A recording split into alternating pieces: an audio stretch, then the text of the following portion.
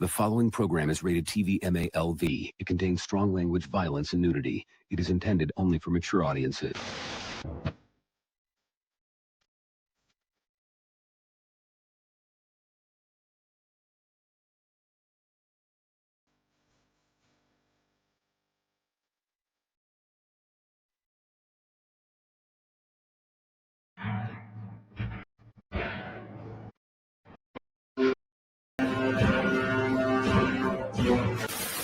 Saruman believes that it is only great power that can hold evil in check. But that is not what I have found. I found it is the small things, everyday deeds of ordinary folk, that keeps the darkness at bay.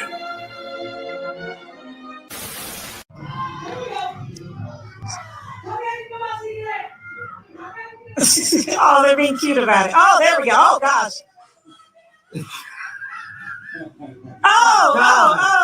Oh, that guy's going after Dak. Oh, my gosh. Oh, my gosh. Oh, my, they ripped off the paper. Oh, my gosh. A few moments later.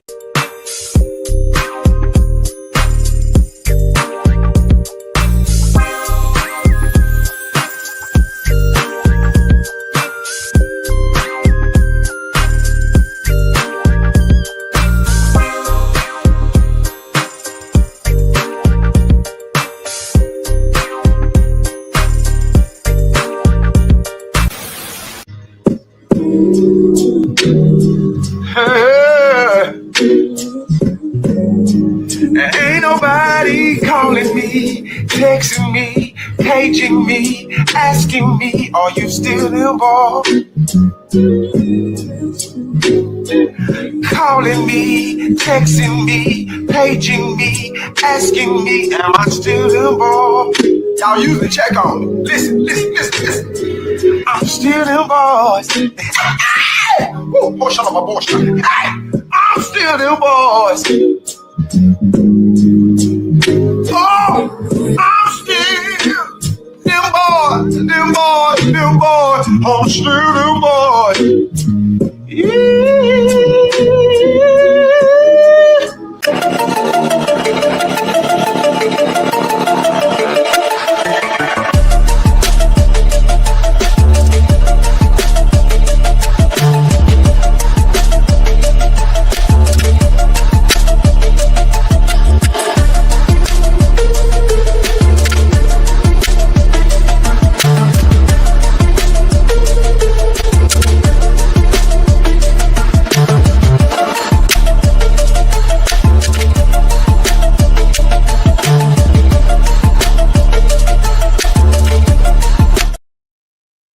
Yo, it's your boy Taryn the Black. Today, December 3rd, 2025.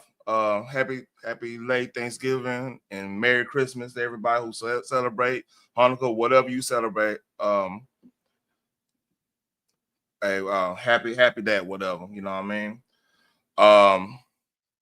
It's after Thanksgiving Nerdish show. I took the week off last week. Salute to you. I don't know who you are, but salute to you. Been watching Stranger Things. I got a little review on that. Let's see. Kevin Hart got in some trouble earlier. Got some something on that. Like I ain't gonna say he got in trouble. It's actually it was a crazy question. We'll get to that. Diddy, the whole 50 Cent Diddy documentary situation. I don't know. I don't know what you're talking about on that one. Yeah. So and there's much more, man. Like we got some funny memes out about Wicked and everything. It's a funny ass meme I found on that. And we're gonna answer the question: is Die Hard a Christmas movie? That's the ongoing discussion I've been hearing everywhere. From shout out to Geeks and Gamers, they were talking about it. Shout out to I believe, Junk 3PO, they were talking about it 2 nights ago. So I want to put my 2 cents in it, man. And we go from there, man. Like as you can see, I'm a Cowboy fan. I'm a little hype about that. You know, my boys out here playing good and everything after that trade and everything. So got we could talk about that if anybody want to drop on. We'll talk about that a little later on. And just hey, it's gonna be pretty tight show right now, man. So to Stranger Things.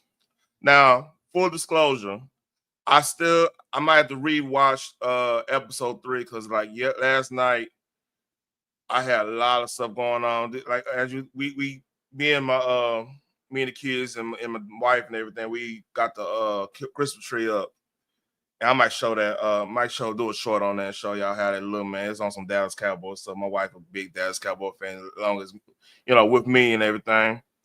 But after getting all the decorations up and everything, I watched 1 and 2, then I just dozed off on 3.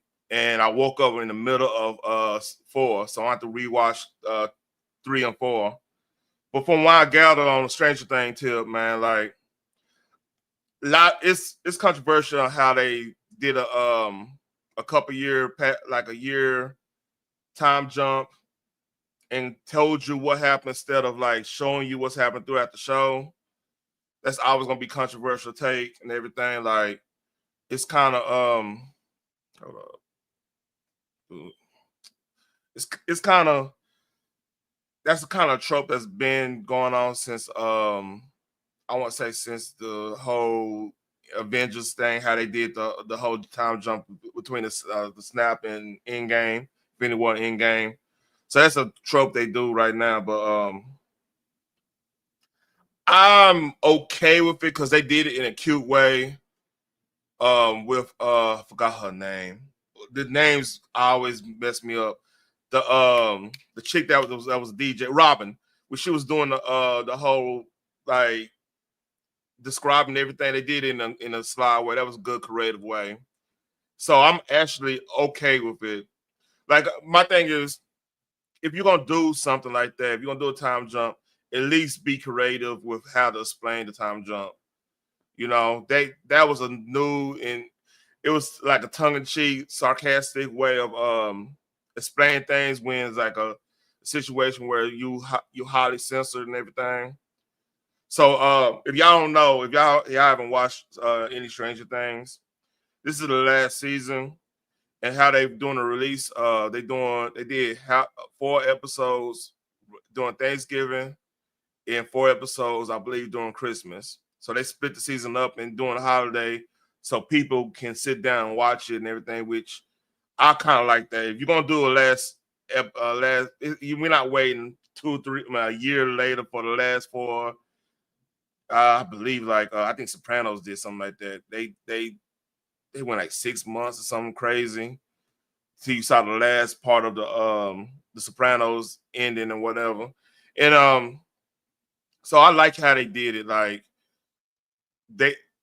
people gonna sit down and talk about it. So the first episode was pretty much filler. Well, Dre? The first one was pretty much filler, trying to put you on game of what happened since the last episode of season 4 happened, which that last episode of season 4 was fire. That was a good episode. So they brought you up to speed on how everything kind of got cleaned up. What is the town of Hawkins life is right now, and it kind of fill you in. So I didn't have no issue with that. The second one was more of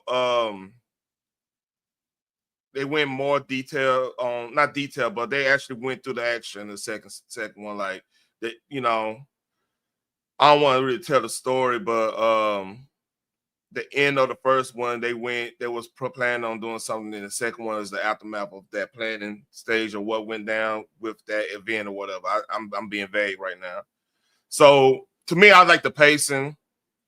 I like the pacing where, you half the episode you was explaining what's going on, how everybody's life changed since the last event, so season 4. then you got into like the plot of what they trying to do, what their motivations are, and everything. So the Double Brothers did a good job with that. I think a lot of people gonna come out with this first couple. They're gonna come out lackluster just because of it's not a lot of meat to the bone on these couple episodes. Now I need, like, again, the first 2 episodes. Now I need to do the third and fourth episode again. I need to rewatch it. I don't do a whole review after I do that. But I like it. Now some of the jokes are falling flat for me. Now I'm not gonna lie. Here's the cons in it. Obviously, these kids they're grown. So it's kind of jarring seeing them act as if they teenagers when they obviously, like, they got mortgages and stuff now. You know, it's kind of jarring. Excuse me. But it's crazy. And like I wonder how older, like the young daughter, her demeanor is like weird. Like she looked like she's like a 5th grader, but her demeanor is like she in damn high school. It's kind of weird on how they doing that. I don't know what they doing with that. Her body language is weird. I don't know, do they telling her to act that way or whatever. It's weird because like it make you question, like, okay, is this person what's going on? Is she just, the demeanor is just different. It's just weird. Y'all watch y'all. I don't know. Maybe what's up, Cutting Edge? Maybe I'm in a minority on that. Something about her demeanor just didn't sit right with me. So that's that about Stranger Things. I gotta rewatch this 3rd and 4th, man. I'm gonna do that probably after this live. Be real with you, because I was like into it. I was just fucking tired. So be 100 with you. So that I knew I was missing something. See, this is what happened when you miss a damn. I don't got no music on. All right. So next big news. So apparently there's 50 Cent made a Netflix documentary on the Diddy situation, and it's blowing up. It's the most viral thing. Next to Stranger Things, the most viral thing on Netflix right now. So apparently, somebody they did a cease and desist on this, which, oh shit, they roasting them.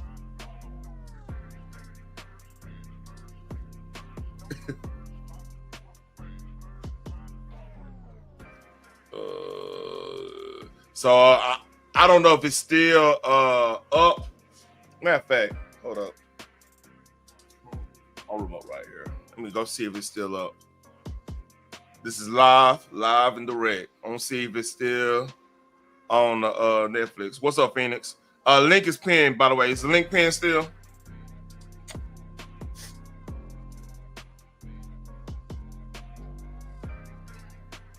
What's up, Sass81? All right, let me mute that.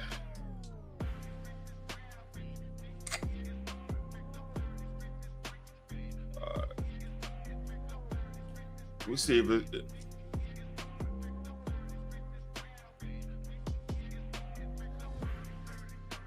So what's it called? I'm gonna just put Diddy. Survive. It might be Diddy.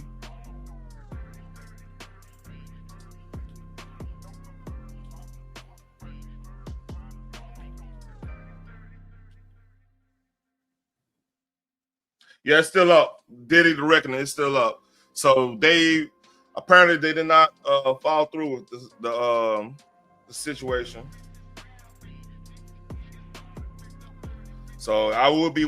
That's the next thing I'll be watching. I'll do a review on it later on. But like, it's a lot of stuff. Like a lot of stuff we've been knowing. Like the co-founders of Bad Boy, Rucker, his testimony. A lot of other stuff like him putting hands on his mama. a lot of craziness been coming out in this. So yeah, I'm gonna be watching that. That's pretty much all I got on that until I watch it. Let's see. Let's see some wholesome stuff real quick.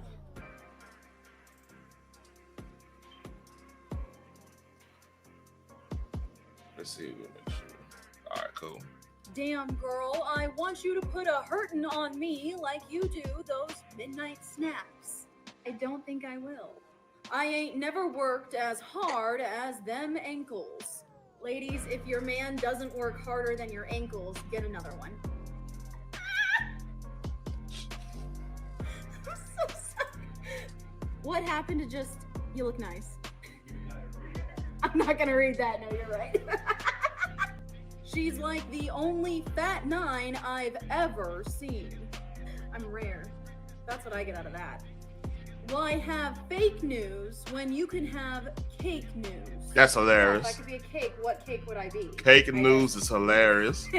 Oh, I ain't gonna lie. well, we'll see what people come up with, I guess. I don't know. I'm kind of scared. Damn, girl. So, yeah, she came up on my feed. Her name is Carissa Cotto. She's out of Kansas City. And I just had a little chuckle out of that, man. Like, she took them the troll counts and just, you know, had a little laugh over it. And she went viral over it. Cake news is that's a crazy. Yeah, I would support cake news. Oh, I can't show that. That's that. Yeah. So, as a juxtaposition of that, hold on, let me get past.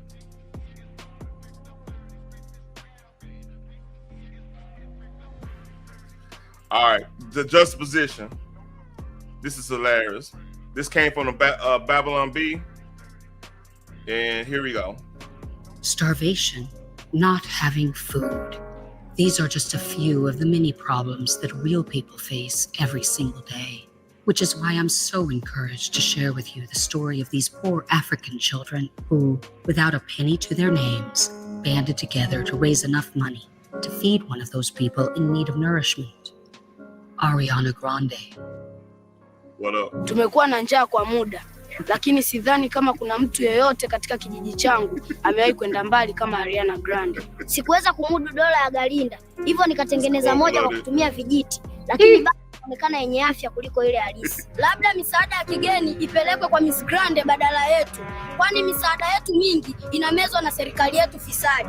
Ndugu wangu amenipa nusu ya chakula chake kwa miaka 5 iliyopita ili nisinyauke kabisa. Na bado nikimlinganisha na Ariana, ndugu wangu ni bonge nono.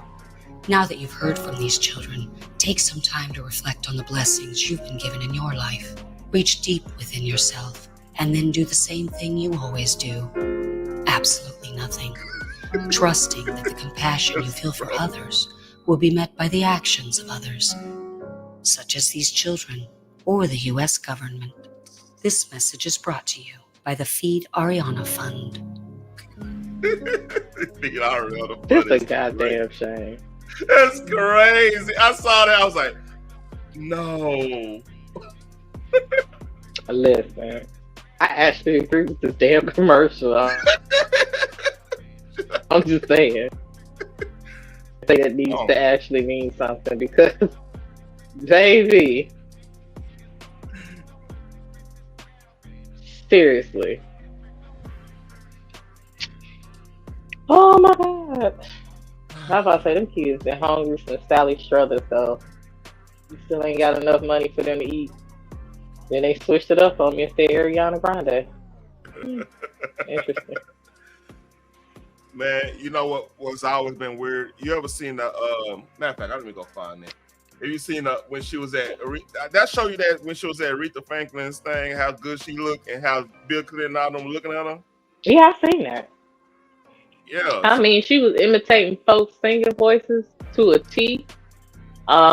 She looked healthy. She legit got talent. I'm not going to knock on that, but yeah. That's hard to do. Yeah, she was looking healthy and you know, the color, she was fully in color as much as pale people can be. You know, she looked normal. I don't know what this is, uh, but they said considering the movies that she has associated herself with, her and that other lady, Yeah, and they might be messing with him a little bit mentally. They not having a good go because if you don't know, Zootopia 2 is like number one in the box office right now because everybody, all the kids, going to go watch it and everything. And yeah, I want to go see that my damn self. I might take the girls to go watch it. So Okay. like a lot of people are shitting on Wicked 2. They saying ain't good as the number one. They kind of went away from the source material. It just they usually do. Their relationship is just weird. Like everybody's saying how weird the relationship is. Yeah, that's been a topic of conversation.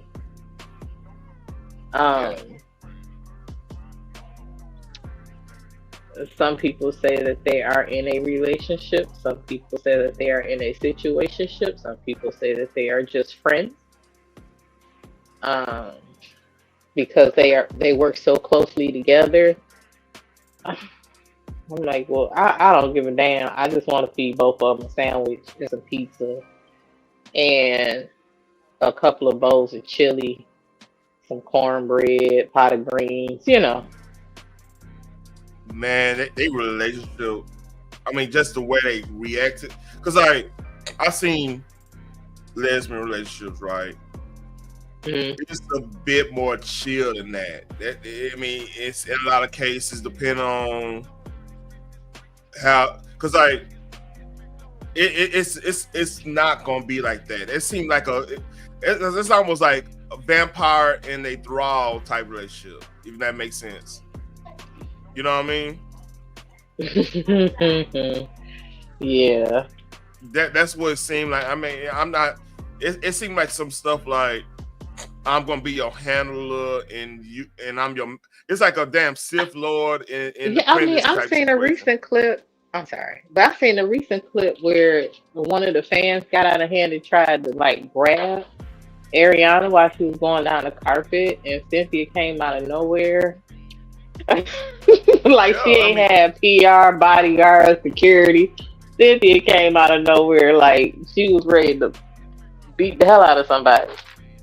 You know what Sith Lord is, right? That's that Star Wars shit. I'm like, that's nerdish. I know Star Wars stuff. Like, they're going to be two, the ruler two. Yeah, I'm sorry. She got the head. What was it? Conehead. That movie Conehead. She kind of got a head like that. And then her head is shaped funny. GQ had a nerve to make up the gentleman on you, but then when you think about it, like, she is acting like a strong ass man over not really strong. For real though, but I still kind of want to just feed both of them because I don't know, they both wasted away. I think Cynthia used to be a little bit thicker than what she is now as well. I don't think she's always that damn skinny. It could be one of those things where, this allegedly, right? You don't have, you ever, it's like a lot of if you've been ran through, and the only thing you can do is, if you've been ran through, been manipulated and all that stuff, there's only two ways you can go. You could kind of conquer and be in control of your sexuality type stuff, or you can uglify yourself to a point where you feel like you don't feel comfortable looking good to whoever's being your quote unquote abuser or being doing the dirty deed on you. So it could be a power move because, like, why make yourself look like that on purpose? You know what I mean? Yeah. I mean, considering how sick the industry actually is, because like they'll tell you have to lose a lot of weight, in order to be attractive. You basically have to be skin and bones, but then they'll also push you to have surgery to enhance certain parts of yourself. You know what I'm saying? Mm-hmm. So it's a very like that's why I say I don't participate in the spirit of confusion. A lot of people do though. Hey, So in the industry now, it's different because like, yeah, at least let's say industry. Let's talk about the '90s. Yeah, you go get your booze on and liposuction and everything, and keep yourself tight. At least it's promoting some type of sexual type of energy. So, because I have men work, if we see somebody attractive, we gonna try to find. We like, man, I find that attractive. We gonna try to find somebody that got that piece of attraction to them. We kind of piece together what we like in a lot of cases. You know what I mean? So like, if you had like, let's say like, think about all the attractive women that the bombshells from black media all the way on to like mainstream or whatever. They had certain things we like, and we tend to go and search out that thing we like from it, because like we don't look at it like I want her. We go like I want somebody to look like her or have that like just like her, because I think she got the perfect this or perfect that. If I can find someone like that, then I could work from there. Then when I get to know it, I can know the personality. We could go from where we are really gonna go after that. Like the visual's gonna get us in the room. You see what I'm saying? Visual getting us in the room. Your personality gonna keep us in the room. You see what I'm saying? yeah. Yeah. But like they not promoting it. This nothing. It's almost satanic in a way, because like it's very, because like a woman's beauty, that's the best. That's the biggest evidence there is a God, because like that's even just natural beauty, because like it's some things y'all can do that y'all won't even think is on that level. Like, hey, we looking at you, but like it's something God put in us to look at y'all when y'all have wet hair or something like that. I'm just saying, give an example. You got wet hair after shower. Oh, my instinct is saying, okay, I need to look at that. Or, you know what I'm saying? You get what I'm saying? Yeah. And vice versa. That's to me, that's evidence there's a God right there, just because of that situation. Like if you can look beautiful in your natural state in front of the dude, that's it. There you go. That's the evidence of God, in my opinion. So what they doing is doing everything that's opposite of that, because they feel shame for looking good. This is true. That's why now I would say this: whoever decides to get plastic surgery, that's on them. Do what you need to do to make yourself feel better. Because certain things, at a certain age, start to drop, droop, whatever. I get it. But it's also, on the other hand, that I was raised to believe God don't make mistakes. So however He made you, that's how He made you. He made you that way for a certain reason. Yeah. I know I've had many conversations with the Lord saying, look here, dude, this ain't it. But, that's just me with my insecurities, but whatever. But at the same time, it's like, if He didn't make mistakes, why am I going to have somebody convince me I need to fix certain things about myself? So here's my standpoint on the whole plastic surgery thing, right? I'm not as harsh on that as other men, or for a reason is like, if it's not excessive and it's the kind of I know it's gonna sound contradictory, because everybody got contradictions. If it's no different if like some people be like, well, I'm overdoing it with lifting weights and I'm putting that over other things, but to me it's a stress relief. You see what I'm saying? Yeah. So like if you doing the work, and then you doing the work as in take care of your body, stay active and everything.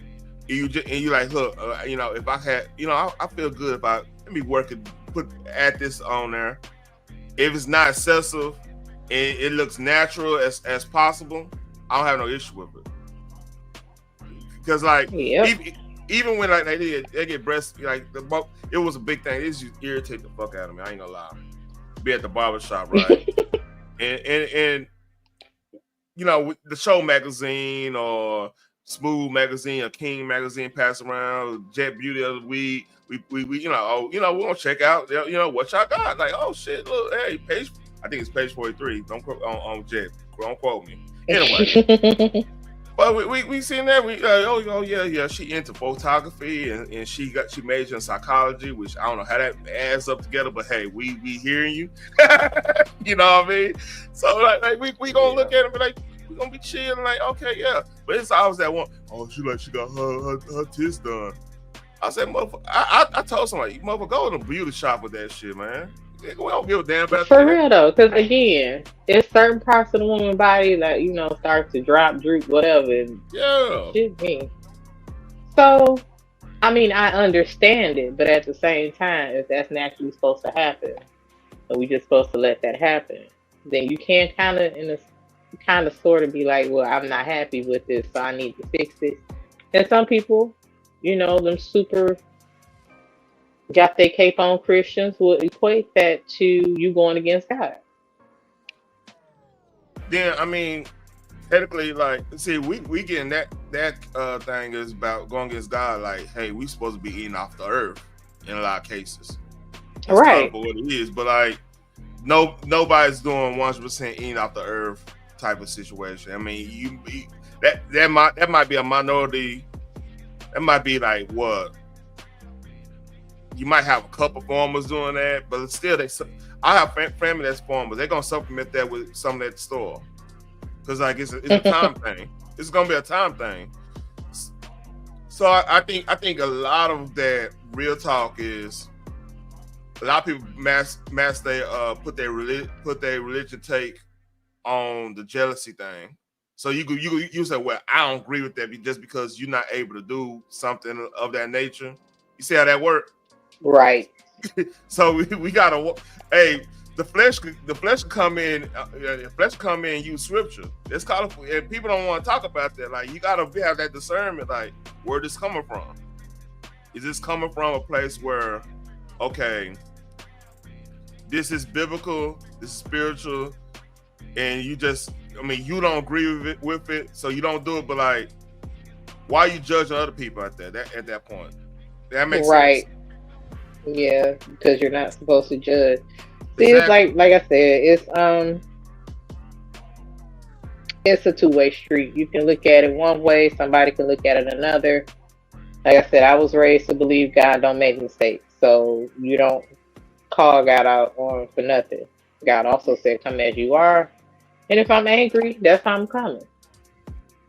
If I have something on my chest to say, I'm going to say it.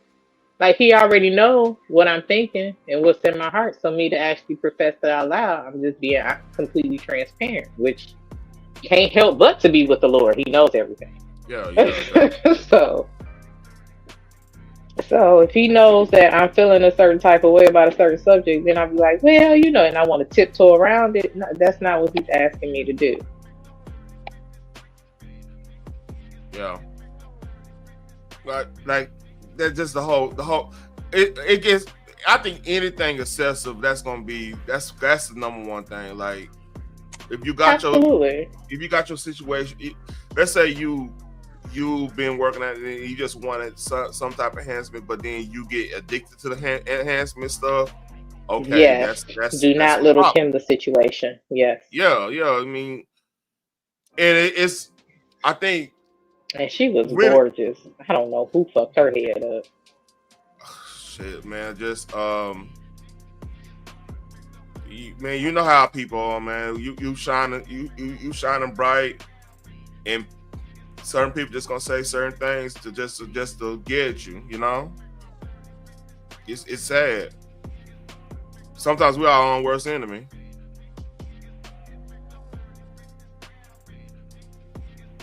So, man, we went deep on that one. You there? Right. I'm sorry. I'm multitasking with some cheering. All right, don't whoop them kids now. Come on, chill out. You don't hear them screaming in the background. Stop. See, that's how rumors get started. I'm playing with you, girl. Come on, there. He not dang it. Yeah. All right. They gonna clip that. See, she be beating them kids. Yeah. Well, I'm black and I'm a mama, so. Man, if I just have to raise my voice and they see me. Oh, let's see you a daddy. Funny story, right? So, I ain't gonna lie, man. Me and my wife, our arguments be funny. Our arguments be funny as hell. So I don't know. This came out of nowhere. So Sunday, Sunday I do arms with the, I don't know, the gym I go to and everything. We do arms, and then that day, like we'll have church in there because like we would just be talking about life and stuff and everything. That's just, that's really my fellowship. To be honest with you, because we got a group and everything, Yeah. So man, we had a good workout. I ain't gonna lie, man. We in there like Macho Man and Hogan, Mega Power. That's so funny. Hey, we're like, oh yeah, brother. Ooh. I'm like, ooh, coffee in the big time. Ooh yeah. We just in there, we talking. We on there talking, but we having fun and everything. So my old lady was mad at me about something. She was like, really somebody like, damn, your arms so good. I'm like, what? What is it? You feel like you were being set up in that moment. She was like, really going there, like, you ain't do this here? Yeah. What are you doing with your arms? I'm like, what are you talking about? I'm just standing here. It was funny. It was funny. And I just like, I really started. I just want to pop my chest and stuff, and I like doing the whole thing. I didn't fuck with her. It was funny. She wasn't even mad at me no more. She just started laughing. The argument was over. I won. That's funny. So you won, and she let you think you won. No. I won that one. She didn't go on argue no more. If you want to argue, you're gonna keep on arguing, right? No matter what. Not necessarily. It depends on the location. Now, if it's out in public, I may want to just wait until we're not in public. We're at the house. Oh, then yeah, she ain't want to argue no more. That's why I look like, really, nigga. Yeah. I mean, I'm like, where this coming from? I came out like, where the fuck this coming from?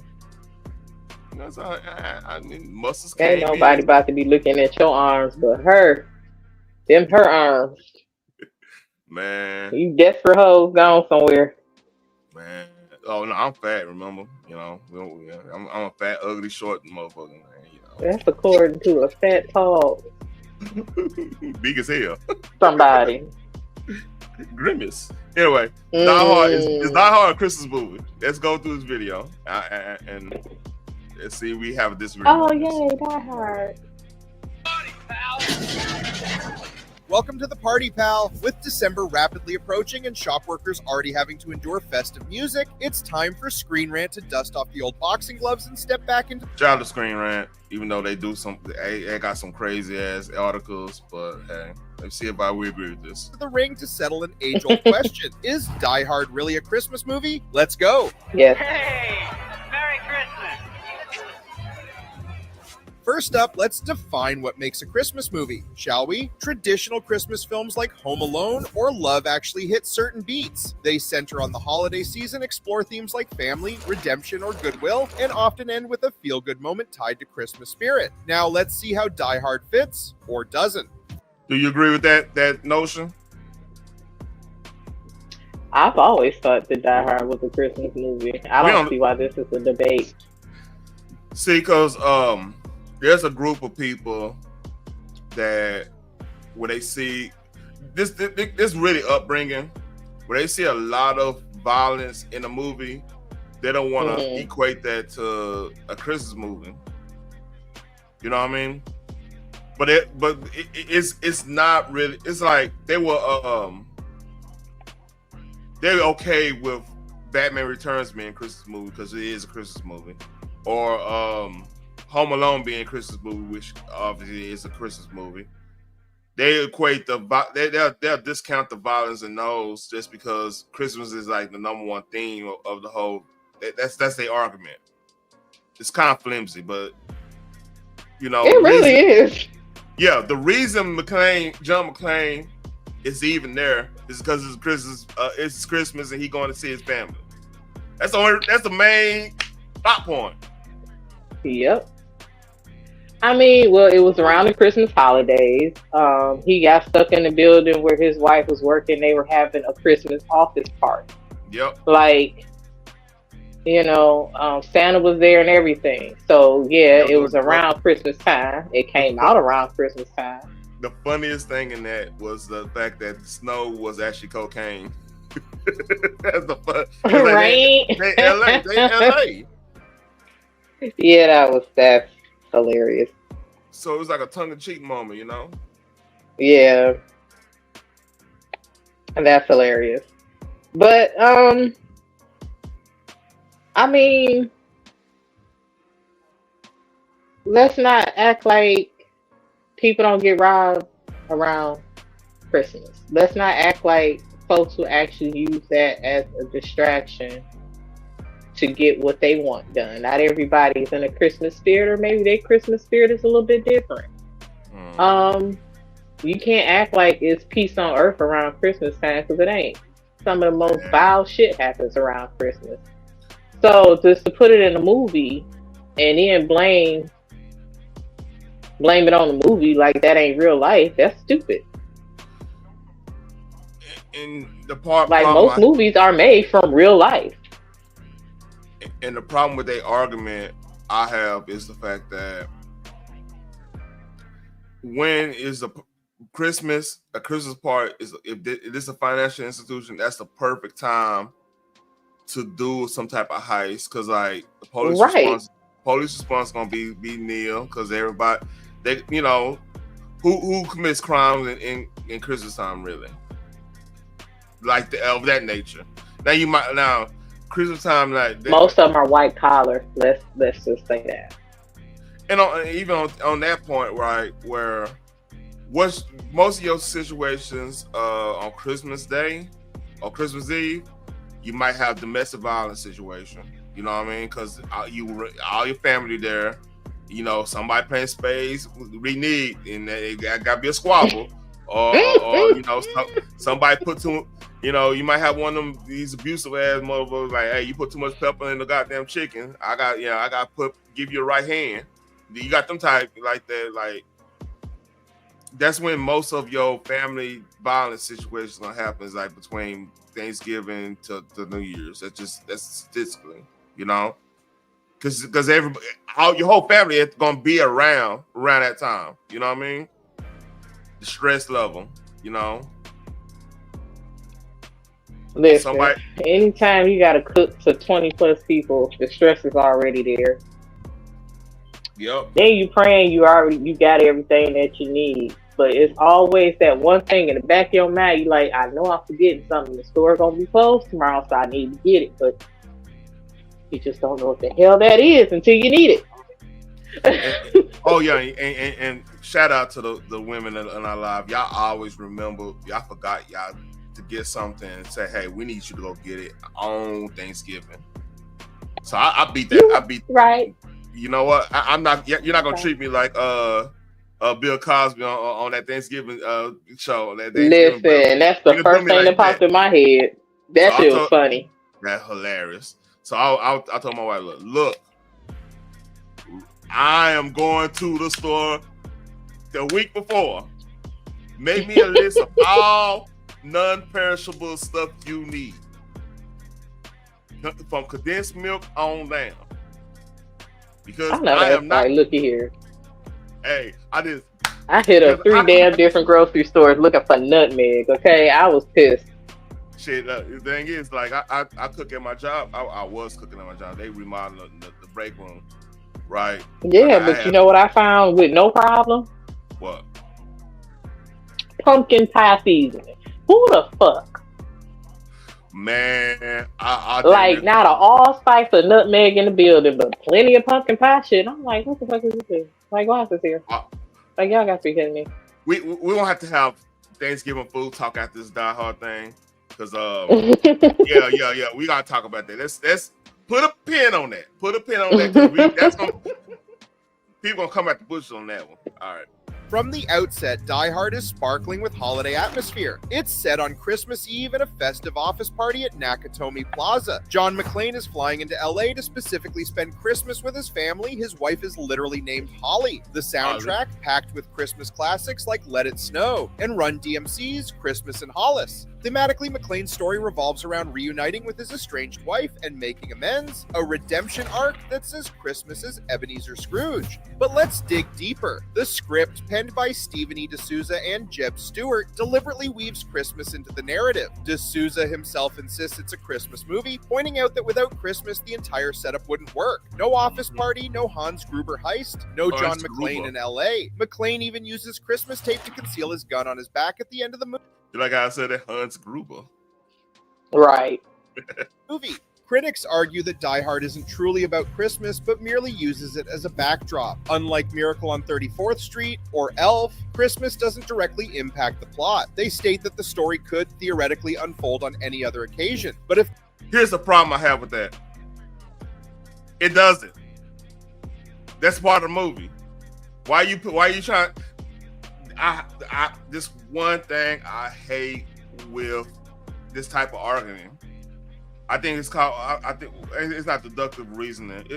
Maybe is that the term they use, where they take the piece of the argument after something to say, well, yeah. I'm like, but it's there. It's part of the fucking gumbo. You can't just take a ingredient out the gumbo and say, well, it's not gumbo no more because they don't have the ingredient in it. No, that don't work. It's already in there. It's already baked in. It's already boiled in. The flavor's already there. You can't do nothing without it. It binds something together. So that argument doesn't work. It's a disingenuous way of arguing, in my opinion. It's just like it is. Like if I'm saying something scientific and I got this and this that connects all this, but you want to take four of them 6 things out just because it doesn't fit your idea or whatever. Your idea doesn't work by the nature, because you got 1, 2, 3, 4 things that you're not connected. You take it out just because you don't like the fact that it proves something, or I can't stand that. It's a lot. There's a lot of people that do that. This is a genuine way of arguing. Like, you just take pieces out just because it's inconvenient. No, it's part of the whole goddamn situation. I don't know. I went on a little rant there. Go ahead. No, I completely agree with that. Like, the thing is, you can also say Home Alone is not a Christmas movie because, who leaves their little kid home by themselves during the Christmas holidays and don't go back to get them? They all enjoying themselves in Paris, whole nother country, while a kid is spending damn near a week at home by himself. Like, why would you go to another country for Christmas when you got little kids? That's another thing. That never felt. I can understand, and they better get on that. They got Home Alone right here, so I'm assuming I haven't heard Christmas. So let's see.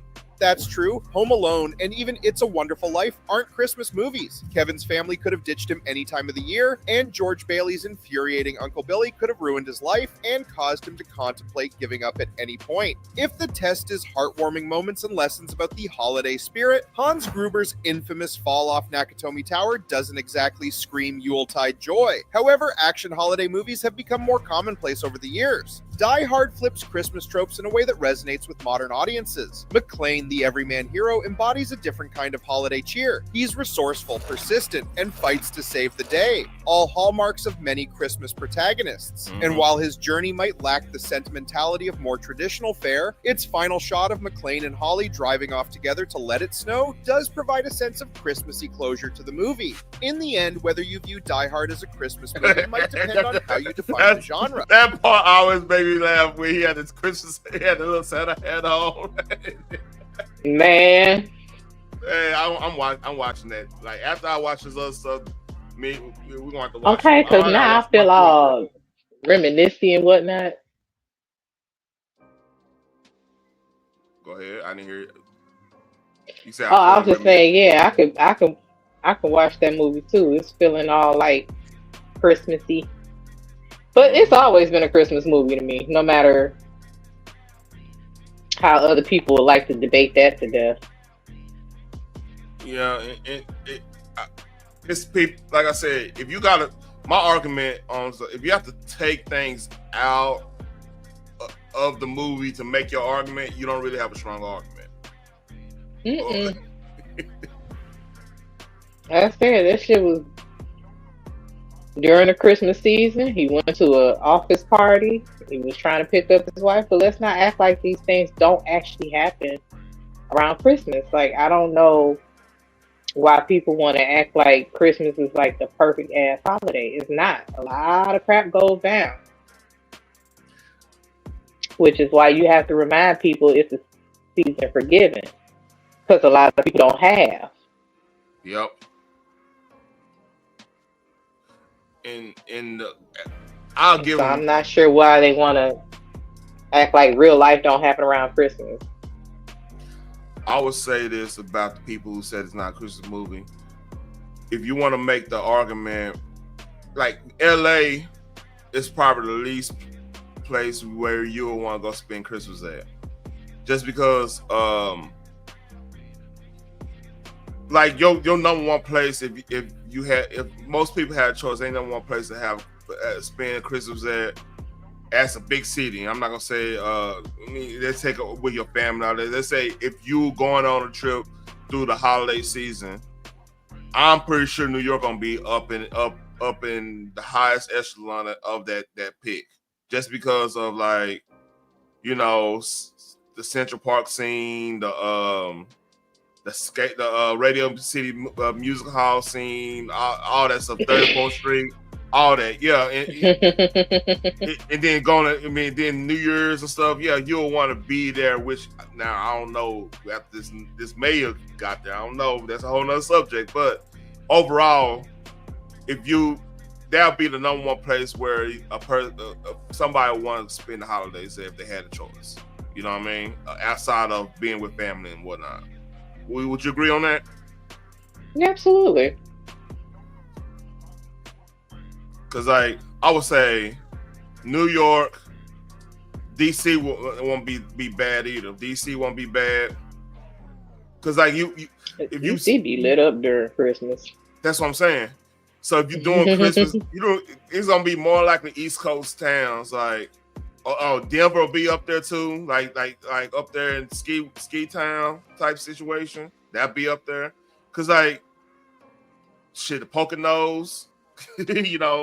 I mean, it would have to be in that. Hell, even some parts of Michigan they'll like to go up there. You know what I mean? Like Absolutely. It'd be north. Yeah, I was about to say northern Michigan. Yeah. Oh my God, they go all out. Yeah. So like they go all out. Shit, I mean, I think Cleveland ain't too far. Cleveland, like your Philadelphia's and stuff, they ain't too far away from that. Philadelphia might be a little low on that thing. No hate to them, but the hood stuff. It sounded like a little bit of hate. No, that was a chair shot. That was one of them old school attitude era chair shots. That sounded a little hate. You get concussion every Monday. Not concussion. Lord have mercy. But yeah, back to this debate. Yeah, let's get this. If holiday cheer means Santa hats, carols, and family bonding, it's there, albeit alongside explosions and machine guns. The debate rages on, but for many, Die Hard will always be a star on the top of the tree. Thanks for watching Screen Rant. Let us know in the comments if you believe it's part of Christmas. I'm going to say it's part of Christmas. I am too, because you know when they play it the most? Christmas time? Yep. On all streaming platforms. Like let's not act like it. This is not an all year round movie. I bet you by Netflix, Amazon, something gonna play this shit around Christmas. So let's not do that. Oh, you know what? So, since we're in the holiday spirit, right? Matter of fact, let me go find something. I mean, I was drinking some spirits during the holidays, but okay. Man, I didn't get to drink nothing. But you know what? I got some. Hey, I'm gonna do a short showing how to make my eggnog. I'm gonna make me a fire. I'm like, oh, I'm gonna make it short. That's my plan. I might. How dare you go alcohol free around the holidays? Man, you know, I had to work. See, I didn't get last year. Remember, we went to the family went to the cabin, right? Yeah. Man, I was fucked up. Yeah, you went live. Oh, I was on. I remember that. I was on. Yeah. I still got that live somewhere in the lexicon, but anyway. When y'all was drinking moonshine, you wouldn't let me get none. You gotta get your own. Man. No. Oh yeah, I meant to show you something. You want to see something cool? Sure.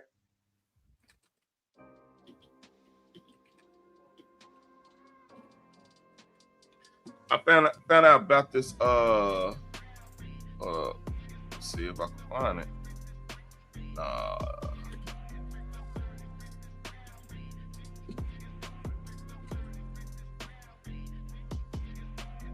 I ain't gonna lie to you. If I ever get big on YouTube and ever have a meetup, this would be a type of place I have a meetup at. So this is an arcade in Louisville, Texas, right? So this arcade, I was gonna say Kentucky, but no, not Kentucky. This is Louisville. Yeah. Nah, I heard Louisville the first thing that popped in my head. So this place got when I say every arcade known to man. Yeah. Even unreleased stuff. Like they got I don't know if they went and got Michael Jackson's arcade stuff. They got everything. Like they got the arcade that's around here, Cidercade. Shout out to Cidercade. Austin East Side is on. That's a Austin brewery. They pretty much own that chain. So they got an inside brew house in the arcade and got a lot of games. It's a good fun place to go to. You know, shout out to them. This place is just another level. So let me see, they show everything. Okay, they're not. I might need to go look at their YouTube. So basically, they got games like there was a Beavis and Butthead. You know how they have the Simpsons fighting game, beat 'em up game, where you play like 4 people. Oh yeah. Yeah, they got. They got Beavis and Butthead version. What up, BJ? They got Fast and Furious. I ain't talking. Ooh, they got Fast and Furious. When I say they got every game, this just open. They rivaling the Japanese arcades, like the Sega arcade place in Japan. You know, like, just looking like an adult crackhead place. Like, I swear to God, this is. I mean, that place could be very addictive for adults. Like, I could see a bunch of adults going to this arcade saying, fuck them kids, I'm going for me. Hey, I Cidercade, like, they don't let kids in there after 7 o'clock. That's like a date spot. It's right by TCU. Like, that's a beautiful thing. That's a date spot. Man, and if you ever came down, if I ever get big on this and we doing meetups, you come down here on that shit, you're gonna be like, what the fuck? That side is so damn good. Hey, they had one side of it tastes like a cinnamon roll, pretty much. It will fuck you. It's like 11% alcohol. It will fuck you up. Like, so I mean, it's a.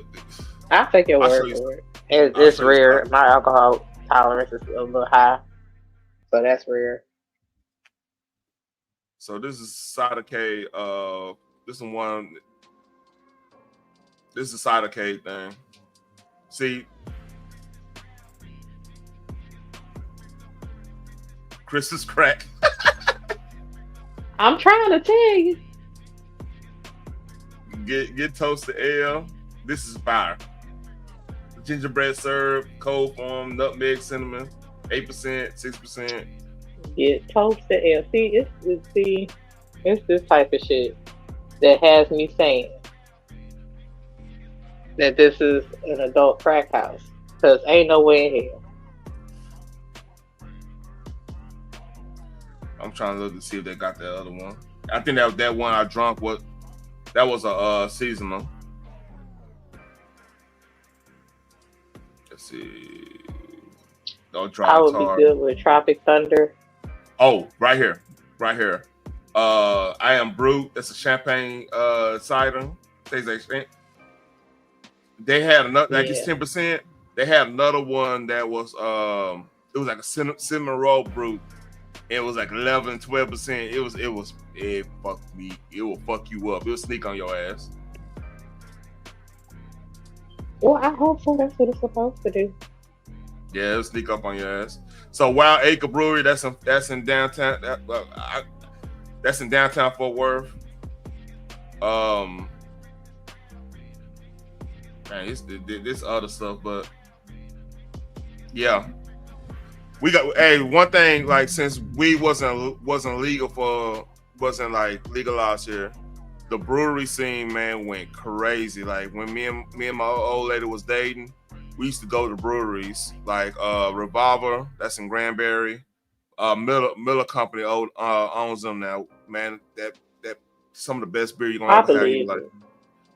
The Shiner beer. You know, it's funny how you say old lady, because I don't know if you was in KP chat earlier today, and I heard my son say saying my woman is ghetto. I didn't know saying woman was ghetto.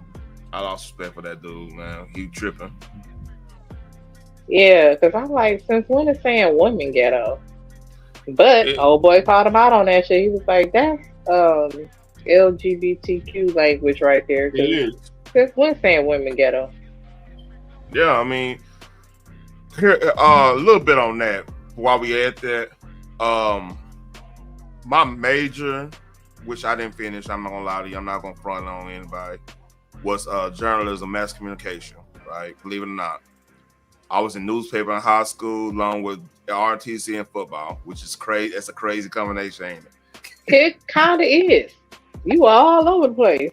But like, I love talking about sports. Like I look at it in 303 level. I don't look at sports the same way a regular fan would look at it. I could diagnose what's going on. I've always been that way. Like this is because of the family I'm in. We talk ball all the time. You gotta know what you're talking about, especially man. Like my brother. Yeah, I can say I've been to your sports reviews. Yeah, my brother and my nephew both quarterbacks. So, and I'm more of a defense. Me and my dad was more a defensive person. So like, we need to know. We have to know this stuff to even talk in the family. You feel what I'm saying? Yeah. So it just. That's why I wanted to be in journalism, was to do something like that. But then that's around the time that's when WordPress came in, then the whole advent of YouTube and blogging and stuff like that was hitting. So I started working on my job, my career and everything, making good money at 20 and seeing how much journalists make. I'm like, oh no, I'm not gonna be. And that's a part of the journey. They want the journalists to be broke, so they have that bitter.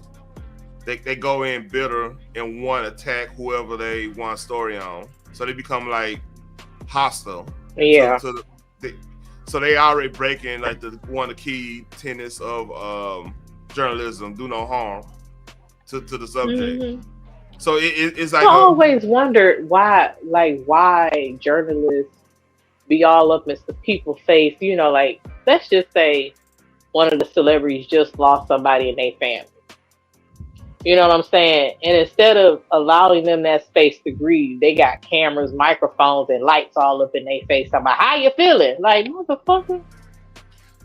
Because the thing is, when you get, the only way you get, what's the word? Not codified. The fastest way to become like a household name is to kind of treat people as objects for your success, because like they'll justify and say, well, we putting truth to power, and that's the core tenet of journalism. But they'll say that core tenet, then they will not apply to do no harm, because like they're not factoring in that this might could hurt they subject mentally. So it's actually becomes a what's the word? I ain't gonna say foregone conclusion. It's a term. A real life damn issue, like it becomes so they basically like they do that because like they believe it's a hypocrisy. Because one hand, you're supposed to get the story, putting truth to power, the whole nine. But on the other hand, you're supposed to not do as much harm.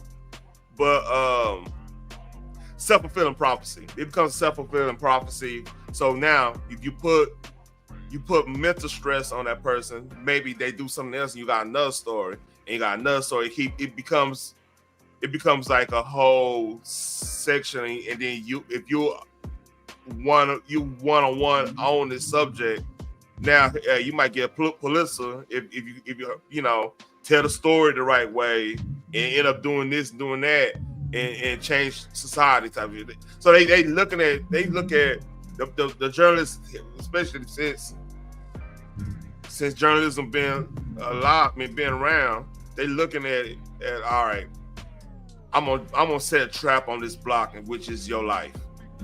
That makes sense.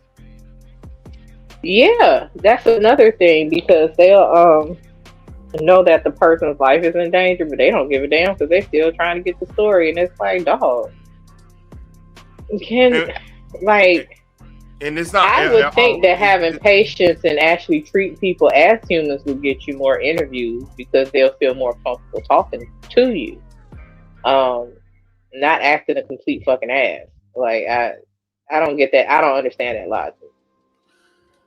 And it gets to the point where they're gonna be in a position to have to pick and choose. Like if that person you're going after, if they're a person that helped you get access to numerous other folks, see, that's when the whole you're supposed to be non-biased supposed to come and play. But who's truly non-biased? You know what I mean? Yeah. Even when you present yourself non-biased, you still, even saying that you still, the trick is you gotta show that you're not non-biased. That don't necessarily mean in your heart you non-biased. You just gotta show a facade of the facade of being an independent thought or independent voice in this situation. Who's actually a 100% independent voice? See, that's the trick. But in my case, like if I was getting the sports media, I would talk about the game and the issues I have. I necessarily don't have to talk about all the players and stuff unless they do something like, as in if there's an effort issue or it's something going on, that's when the personal text should come. Like if it's an effort issue, if it's a situation where they're not playing they correct spot, somebody trying to be cute with the positioning of players and stuff. Like for example, making a 7'3" KP Kristaps Porzingis shoot threes all the time instead of being that paint. That's a positional issue. That's a coaching issue. That's somebody there is not saying, "Hey, get in that paint, get 10 rebounds and 20 points." You see what I'm saying? Yeah. Somebody telling him he needs to shoot threes. That's just true. You know what I mean? Or the famous line Lil Wayne says like out of position like Gary Sheffield in left field, which he's a right hand. So why would you have him in left field? You know, stuff like that. Yeah. So that's but yeah, that looks like a good place to go. If ever I come to Texas, I'll you say that's in Fort Worth? Cider K is in Fort Worth, Arlington. They got Cider K everywhere, even Austin, which I doubt you're going to Austin because you know we got big issues down there. No. I don't have no big issues because I'm a Texan. Yeah, I'm going to go see my Longhorn play. Of course, you don't have any big issues. I don't got no big issues, you know. Nah. It's other people that got them big ass issues. Oh man, big issue. No answer for the big issues either. Just big issues everywhere. I ain't seen his ass today. You say he's going live. That's another story. Oh. Did he say that with a straight face? Possibly. So, holiday food, Thanksgiving food. Let's put an all-encompassing. All right. Mm-hmm. Your top 5. Of food that I love to eat around holidays. Yeah, and it don't have to be in necessary order. Just top 5. That's fine. I love a good fried turkey. Wonderful. Okay. I like to do Cornish-hens on Thanksgiving instead of turkey because sometimes, you know, turkey lasts a little bit too long. Cornish-hens is gone quick. Boom. Okay.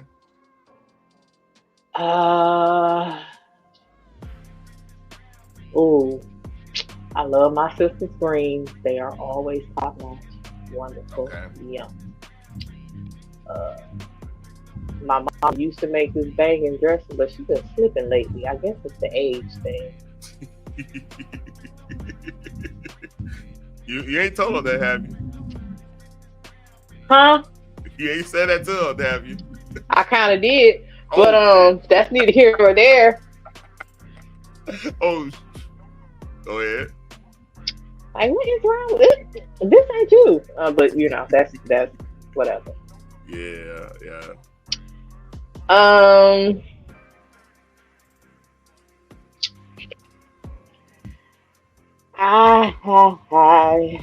like peach cobbler. That's I have a thing for peach cobbler. What's different? The cobbler? Yeah, peach cobbler is usually a summertime or springtime situation. Because No, honey, it's a family thing. We yeah. Fucking shit up around this bitch. Yeah. So that's 5, right? That's 5, right? Yeah, I think so. All right. So yeah, fried turkey, greens, me and my old lady, we usually smoke a turkey for Thanksgiving, like Cajun rub, the butter injection, and you talk about turkey that's not dry. That's the best turkey. That butter injection is a different level. Absolutely. In the Use skin. it myself. So basically, we had to do black white pepper, gumbo filet, paprika, garlic powder, something else.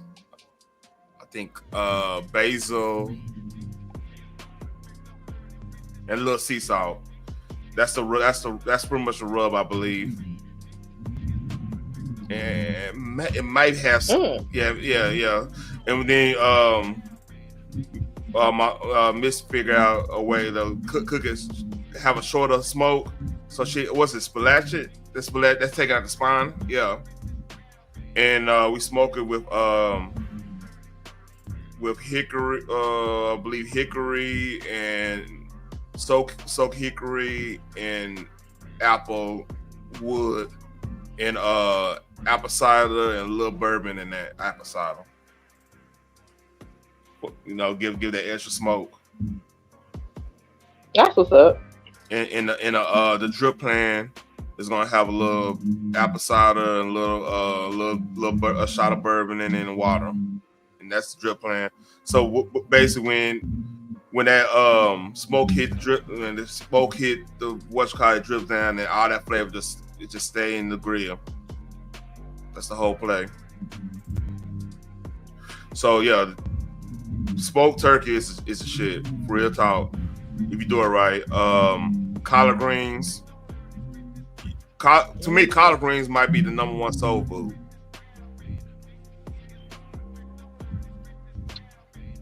It might be. I grew up where these high blood pressure aunties and mama of mine did they mix the mustard, collards, and turnips. So. Yeah, my sister-in-law make collard greens, and my aunt, like I still haven't figured out how she did this. She the first person I know that wouldn't have a ham hock in the collard greens. And they taste better without the ham hock. I never seen that. You don't do ham hocks. You do turkey necks. I mean, no meat in it at all. I'm like, how do you do this? Oh, yeah. I don't know. You know what? My dad did the same thing with black eyed peas. I don't know what the hell he did. There was absolutely no meat, but the seasoning, it tastes the same. Like the shit be popped sometimes better. I don't know what she did. God, I'm not gonna lie. I don't know if she. Cause I mean, don't you supposed to put a little sugar in your collard greens, something like that? To make them tender. Some people do. Yeah, some people do. I don't know what she did. But like my sister-in-law, like she make, and like do you put the what type of, do you use any sauce in your collard greens, or you just eat them straight up? Depends on how if they good without it, I can do without it. Man, but every now and again, you can use a little bit of hot sauce or oh my God, vinegar. I'm good. The hot sauce, the Red Dot Louisiana hot sauce is perfect. That's a perfect. Absolutely. Oh my God, that's. Of course, I do Frank hot sauce. Yeah, that's up north. But that Louisiana Red Dot, you can't lose with that. You can't lose with that one, boy. All right, macaroni cheese. The macaroni cheese with that smoked paprika on that shit. Always with the smoked paprika. Man, all them I can't eat mac and cheese, so I will take your word for it. You can't eat it? Nope. You lactose intolerant? Yep. Oh shit, man. Yeah. And that's the only time I really can make it, can't eat it. Damn, that's sad, man. I'm sorry. And you would I feel bad for people who say they're allergic to seafood. I'm like, really? How do you live? Yeah. That's get it. Turkey, collard greens, mac and cheese.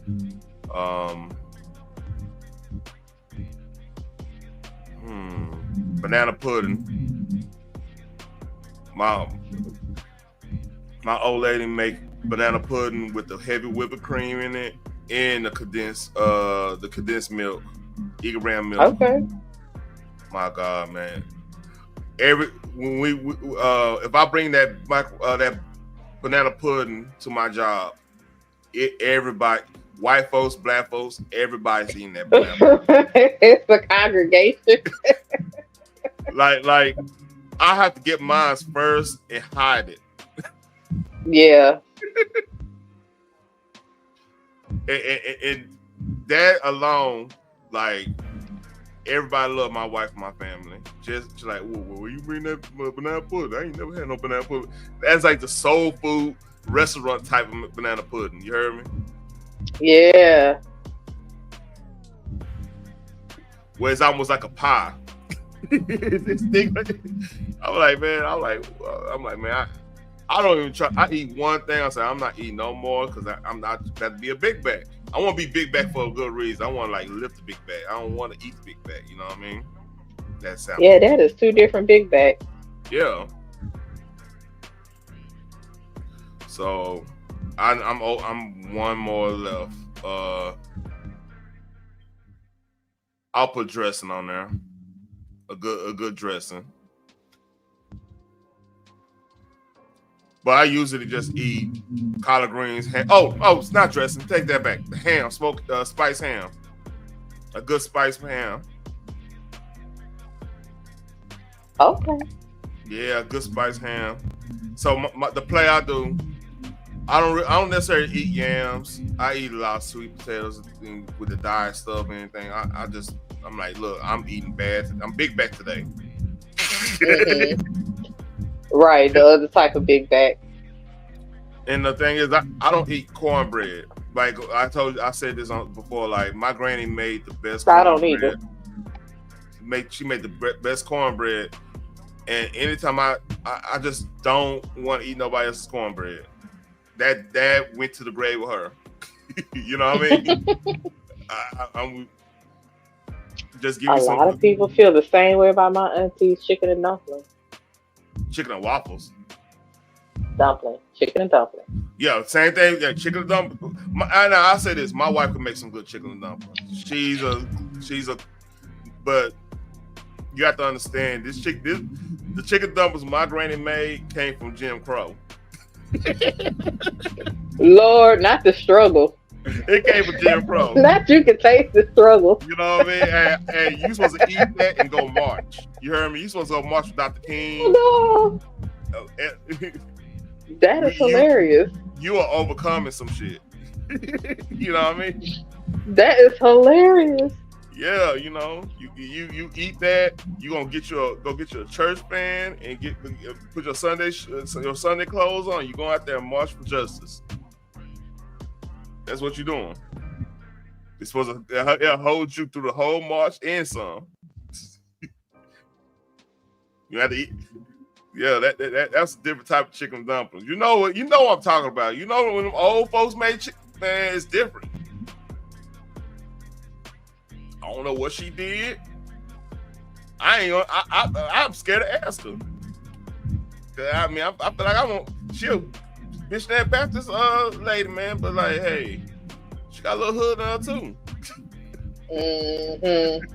I'm scared. That's hilariously funny.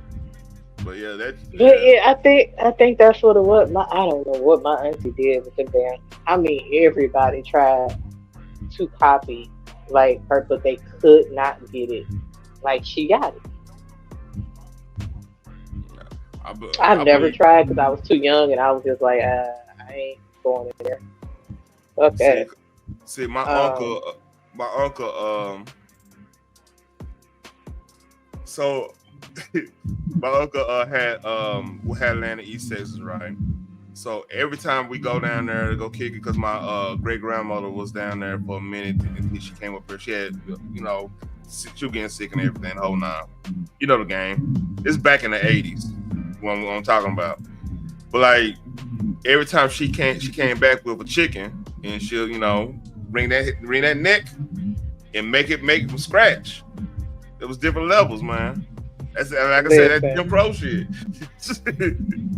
Listen, snapping that damn chicken neck was like the highlight, man, of being on the farm.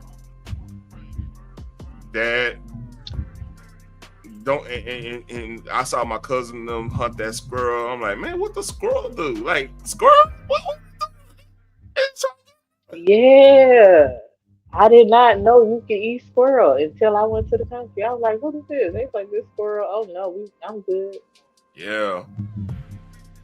It tastes like chicken. Well, give me some fucking chicken, because I don't want something that tastes like chicken. I want chicken. And yeah, we had a crawfish pond too, like a crawfish thing. And like they used to have like summertime they had that trap down there. Get that trap, wash them up, get that dirt off and wash them up and everything. Put get that boiling water with the Old Bay and all that, the fixings. Yeah, hey, that's good eating. So I was told. You can't eat shellfish either? Ooh. Oh, I'm just asking. Yes, I can. I'm just asking. You say you the sickest shut in list. I need to know. For rally, my God, yes.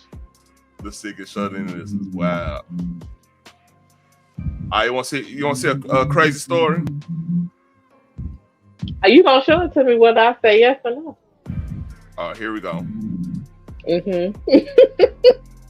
Shout out to Conan Noah. This is crazy. This story right here is terrifying examples of government overreach I've seen in a long time.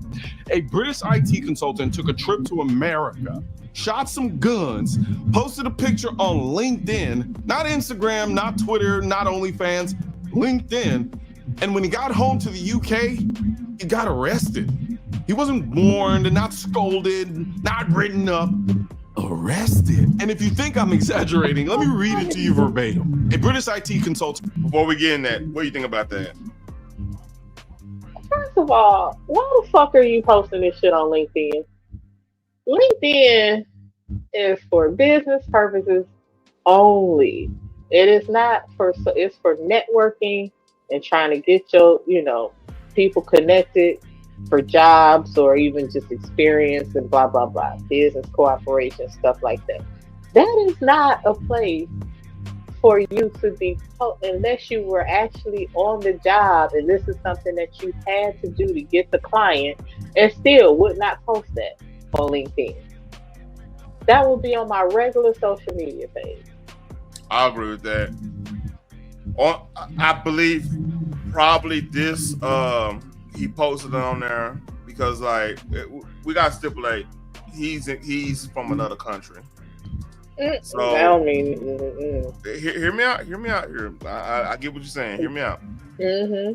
Maybe he's looking at this like this is a hand. First of all, he's holding that gun wrong. He's too far back. Man. It's hell. I'm seeing a backfire happening. But they lean in that motherfucker. Lean in it. You know what I mean? But hey, I just got sit right here. I don't know nothing. I don't know what I'm talking about. YouTube. Right. But yeah. I mean, that's not even a good post. Anyway, that's another story.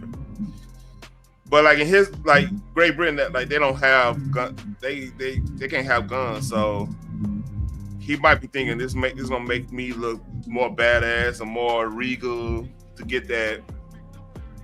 Because if you're trying to get up an echelon, you want to be with the bros and everything. This might be a resume enhancer in his eyes. Not necessarily, because upper echelon, they like you to keep your fucking mouth shut, and they got to be able to trust you. And what the hell they do stays for where they at, not post it all over social media. Good point. But again, he could have did that shit on Facebook, hell, MySpace, Instagram, any other social media, LinkedIn. The only issue I have with him posting is the fact that he did it on LinkedIn, because LinkedIn is not for that. Yeah, a little crazy. All right, let's go. Let's hear it. Was arrested by West Yorkshire police after posting pictures of himself posing with the guns during an American holiday on LinkedIn. Arrested for a picture taken legally in another country. And it gets worse because this wasn't a one-day misunderstanding. This turned into a 13-week nightmare. The post sparked a 13-week ordeal, which began with the police warning at his residence. Officers cautioned him about online content and its potential impact on others' feelings. Impact on others. You getting arrested because people feel some type of way about your shit? You know what? Y'all a bunch of fucking punks. Dog. Hey, little man. When did we start giving a fuck about feelings to this extent? Funny that you said that. Because of how somebody may feel about it. Funny. He ain't around none of y'all. You keep a pin on that feelings thing. Keep a pin on that. Feelings. You heard that right. We've now reached a point where a man can be arrested not because he broke a law, not because he harmed anyone, not because he threatened anyone, but because a picture might hurt someone's feelings.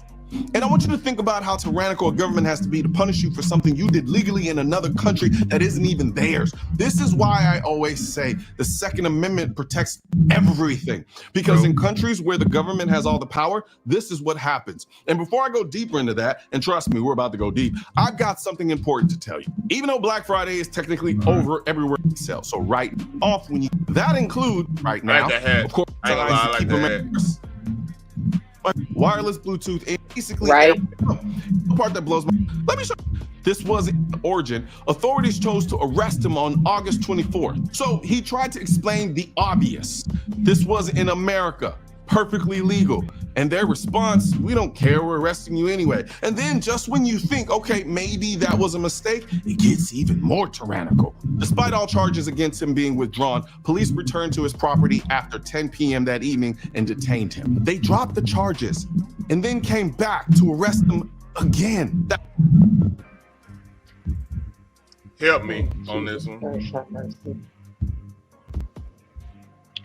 Despite all charges against him being withdrawn, police returned to his property after 10 p.m. that evening and detained him.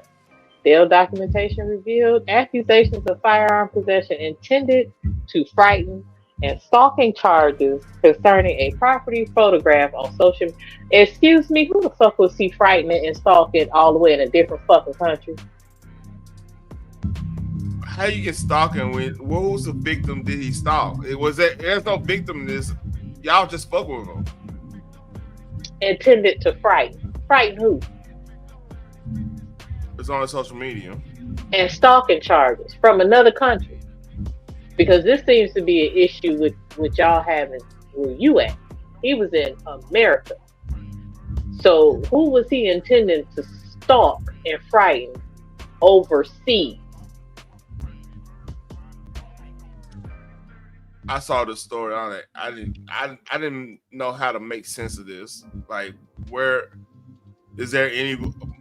Let's read. Let's read because it's confusing as hell. Like, it's not confusing. It's not. It's just dumb as fuck. That's not law enforcement. That's harassment. It's intimidation. That's the state flexing its power because it knows the people can't fight back. And he summed it up perfectly.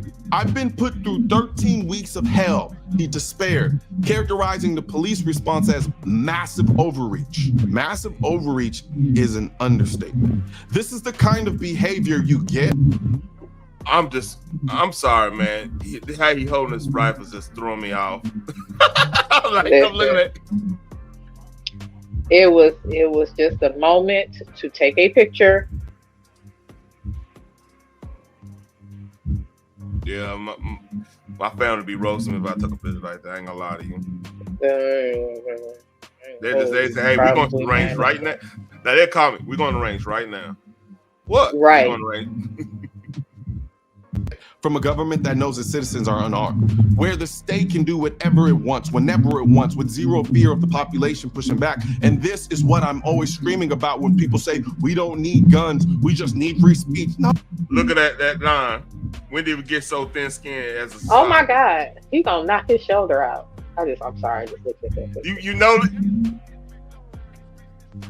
but you remember you just asked that? When did we get so?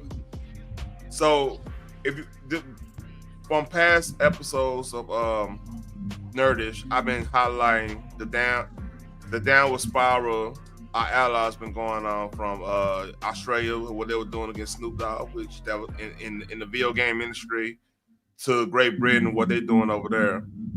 And I've been highlighting that, you know, even if it's not too many people watching or whatever, I've been highlighting that for a reason. So for future references, when people wonder why a certain party is doing certain things, we can always go back and I say, hey, this is going on over here, this is going on there, this is the line some people gonna try to cross at one point. So we have to be vigilant because it happens fast. Like Great Britain wasn't arresting people for posting anything out the country ever. I don't believe, unless they're doing some terrorist stuff, like legit going to go, join ISIS or some shit. You know what I mean? Right. But like this is so out of ordinary right now, and it's sad, man. Because Great Britain used to have good, like, it used to just be fun. Like, you ever talk to anybody from Great Britain? They come here, it's like Disney World. They chilling. So I don't know. What you think about this?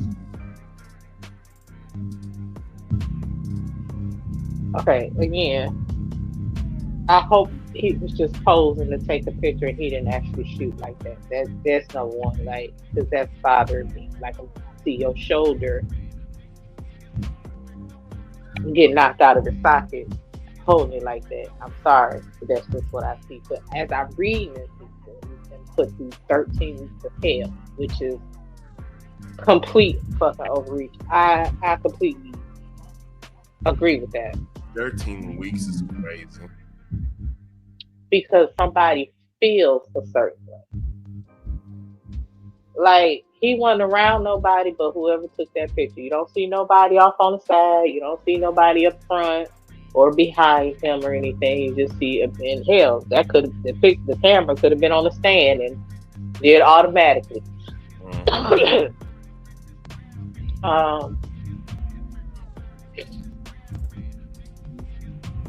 But to say that he's getting arrested or detained for stalking and intention of fighting, unless you actually can prove that that was his intention,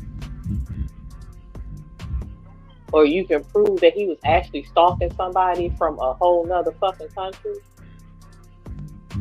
then you should have never even knocked on this man's door to arrest him. Because that's stupid. And you know what's crazy too? He probably didn't even get reported by anybody that felt some type of way. They actually got social media people that go with people's social media online, and they got a department over there in Great Britain. That's how they born. So, reason I brought this story up, man, we have to be vigilant. We have to, first of all, thank God we're in the United States, man. Real shit. I mean, people talk shit like, "Woo, bullshit, slavery." But you know what I go do? I go play my black ass at a gun show, a gun store, academy, Right. Shield. I go give me something that I could defend me and my family with. You know what I'm saying? And I can go train and get efficient with that said tool. You know what I'm saying? Yep. And if I'm responsible and everything, that's a net benefit for wouldn't that be a net benefit for the culture, for society in general? If I'm responsible and well trained and with even skilled, yeah. So it's things like that bother me. Like even with the whole Ja Morant thing when he was doing the little gun thing with his hands and stuff, and everybody had tipping. I look at that different. Like if Ja was if he was promoting, safe and responsible gun ownership, which he probably wasn't. He wasn't bending up here. I'm not saying he was going to do that, whatever. But if he turned around and said, "Hey, you know what? Let me redeem myself and promote gun safety and stuff," right? Wouldn't that be a net positive for the NBA, for him as a man, for the country itself? Because the youth understand gun safety and understand like the value of a life, and like you do this, people ain't coming back. They understand that, from a celebrity standpoint. How's that not a positive? I mean, it makes you think. Again, it's a bunch of spirit of confusion. Because we are a nation that actually endorse guns, but at the same time, say they're dangerous and no one needs them. Constantly having people going against them. Oh, guns kill people. No, the person with the gun in their hand decides to kill them, whether it's self-defense or just cold-blooded. Now, the intent, again, would have to come into question if somebody loses their life when a gun is being used. But a lot of times they like to fearmonger. They say, "Oh, it could be your kid."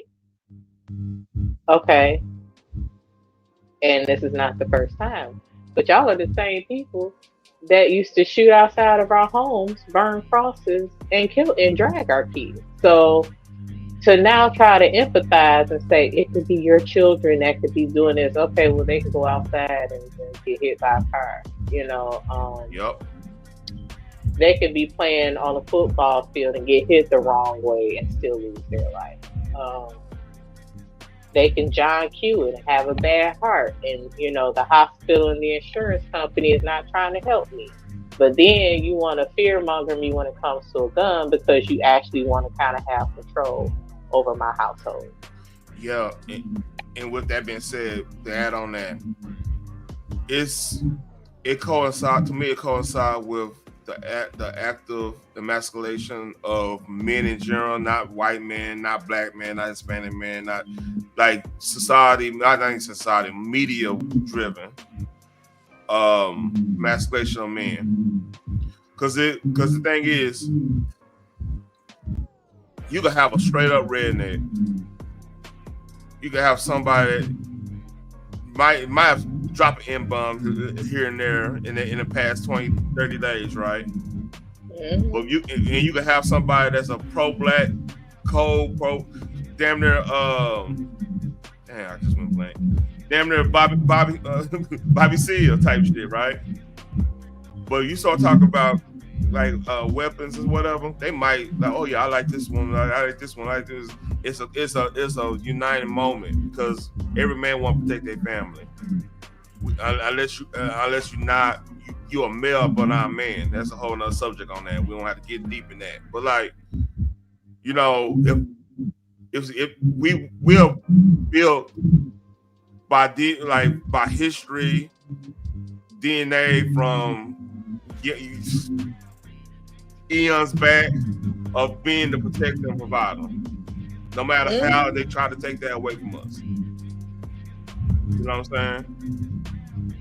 And that's the bottom line to it. So that's why they're trying to emasculate us, so we will give up our God-given ability to defend ourselves and the people we love.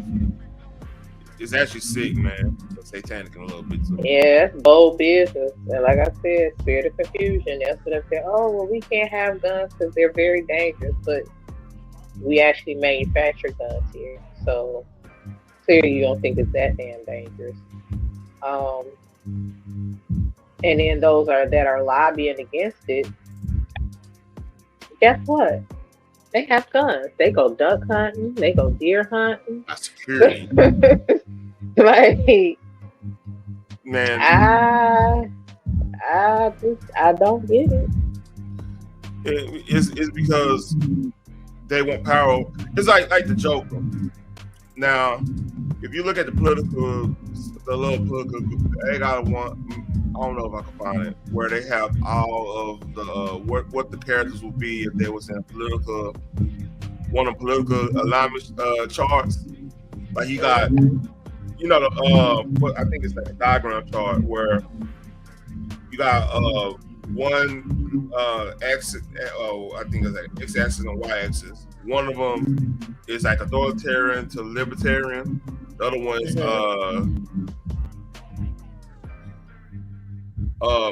individualist and collectivist. That makes sense? In a way. So like on your farthest libertarian collectivist would be like the Joker. And the reason they say that is like the Joker thinks everybody is a subject to his in a joke. So basically like a comedian will use real world or real people to make a joke and stuff. Mm-hmm. That would be considered a leftist libertarian standpoint because they feel like that's you are their property for whatever joke or whatever they want to see, they see fit. Like your life is part of your life is their property because they're making something out of it. That's a logic. That's something. So like it's different spectrums on like the libertarian movements and then the authoritarian like a leftist authoritarian will be like the Communist Party, the Nazis, the fascists, stuff. That would be your leftist, and then the opposite end of that would be like your the religious aspect, like Kingdom of Saul and everything like that. And then your libertarian individualists would be like Ayn Rand and like a lot of libertarians. That makes sense. Yeah. So the problem with what's going on in Great Britain is that, and what's going on in society, like social, like Western civilization, the reason they demonize them men in general is because we do have a whole group of them. It's two things gonna happen. They fall victim to fanaticism, which that's how you got your Hitler, Stalin and stuff like that, because you have a whole bunch of people that's being emasculated. They don't have pride in the country, but everybody treat them like shit. They gonna gravitate to somebody that's gonna tell them, "Hey, we don't have to live like this no more." And if they get a gain of the whole society is gonna be at that person's under that person's mercy or whatever. Because like now he or she got so much power from the working man that being emasculated. That's when you start getting what you got in World War II. I think about this a lot.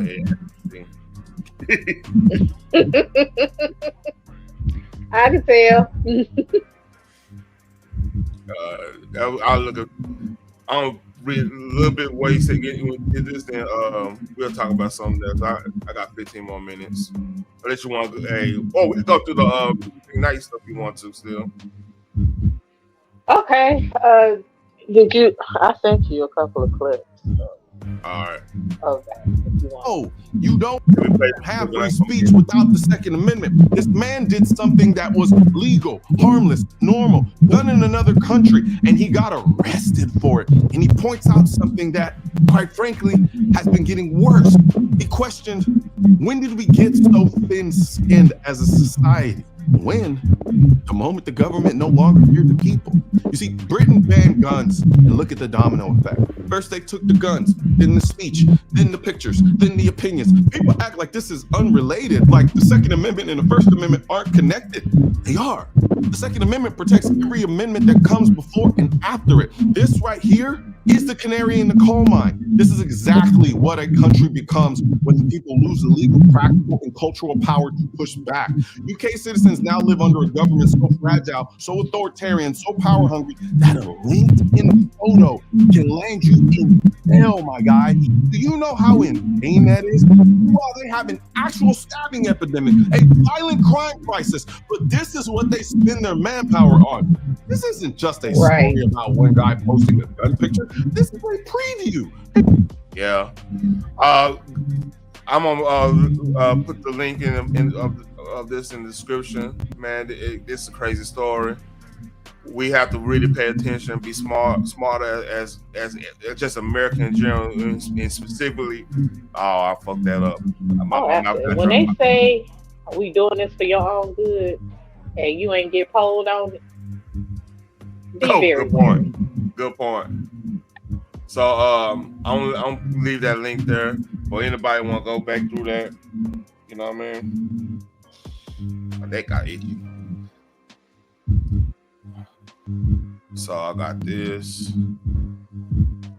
It could be freestyle of them. I could put that as freestyle of the week. Leave that right there. Let's see. Hey, go on mute because we hear a backdrop. Oh, okay. Oh yeah, it's funny. I got a poke. It's funny.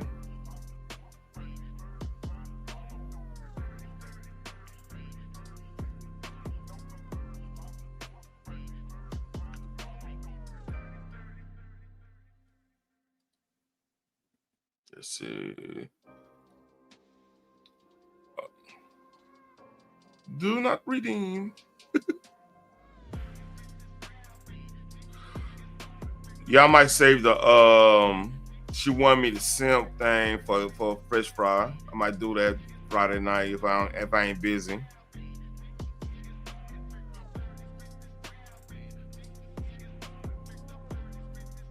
I don't see nothing else. You didn't find the Brian McKnight stuff? Yeah, I sent it to you. You must send it to me. Yeah, but say let me go all the way back. Oh, my contact getting dry on me. Don't you hate that? Yeah. You weren't paying attention. I wasn't paying attention? No, because I sent that shit to your ass last week. I still waiting on the response, but whatever. Damn, I don't see it. Okay, I'll resend it to you. Oh, is it? Oh, here you go. The mistakes I made. That's that one. Yeah, all right, that's one of them.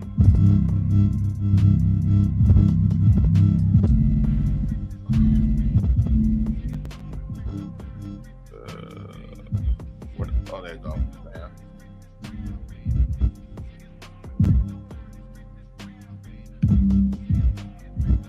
But yeah, that she wanted me to be a simp thing was crazy.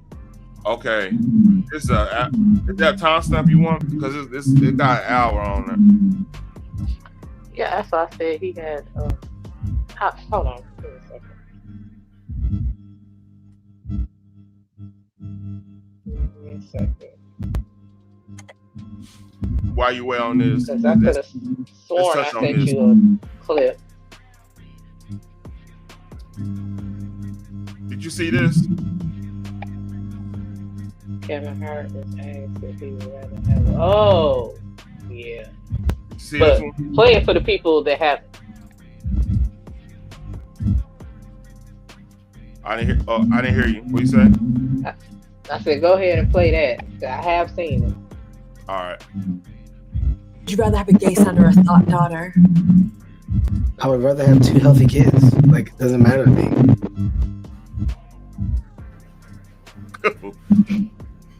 2 healthy children. And the fact that you have to, like, put them in those categories says a lot about who you are. Oh, no, don't you dare. I'm just telling you, I think the real problem is in the thinker, not the answerer.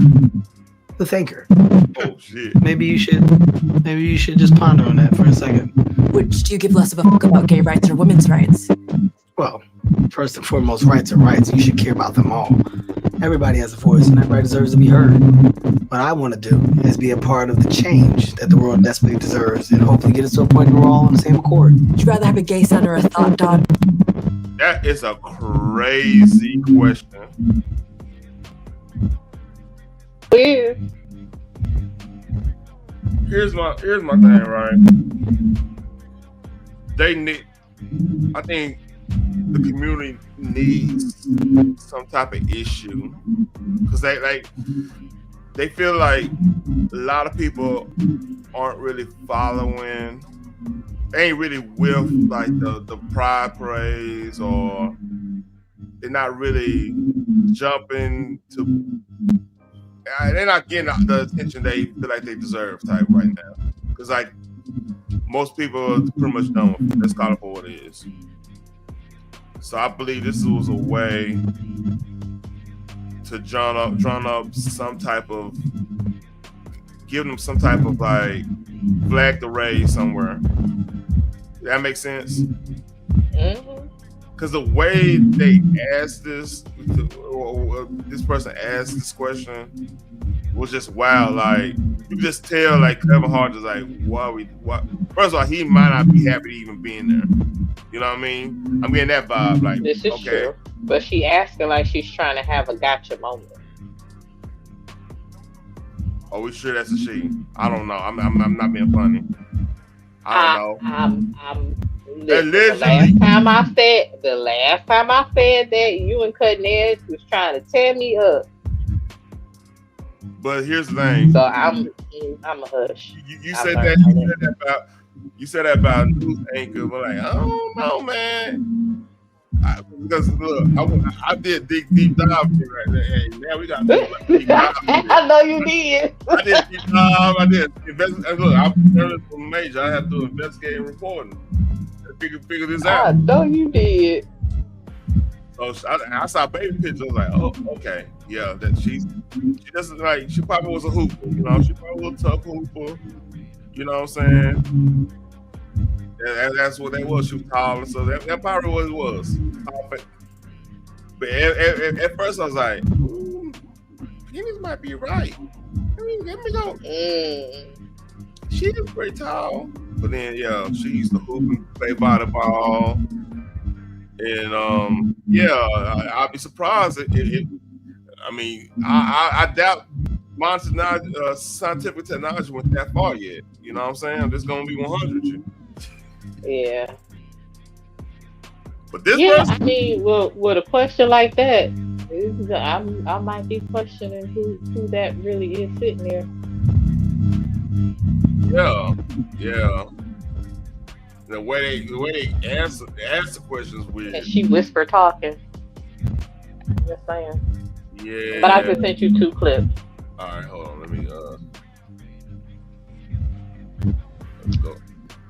Because I really want to get into the thing is, when they was talking about Mark Lamont Hill or Joe Budden responded to it. I forgot to send you that too. I'll find it. Then Anton Daniels responded to Mark Lamont Hill's response. Let's see. So, when we start with I Destroy Them, then the other one? Yeah.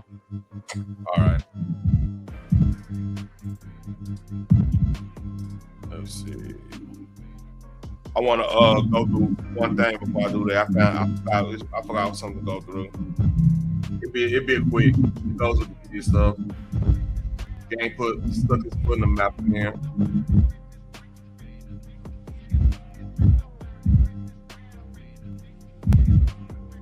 Oh, got a little extra pack. Hey man, burn everything.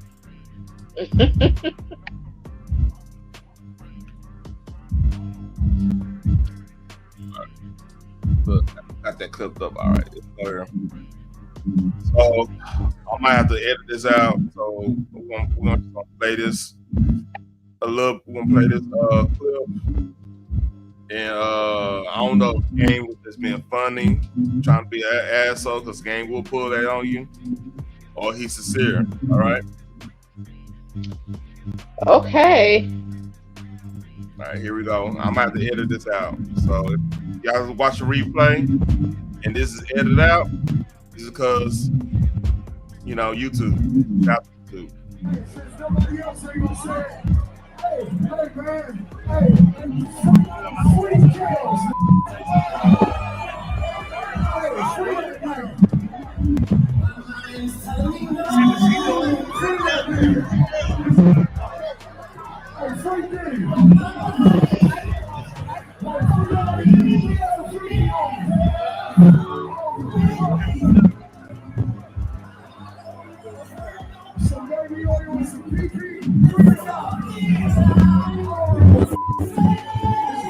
I think he's joking. Yeah, I think he's joking. I hope so. Well, here's the thing. Yeah. I never believed R. Kelly should have been locked up anyway. The way they did it was unlawful. So for that, they set a precedent. I am scared of how they would use that in the future. That is my take on it. Nobody has to agree with me. You got something to that. I'm not going to argue on that one. You got something to that.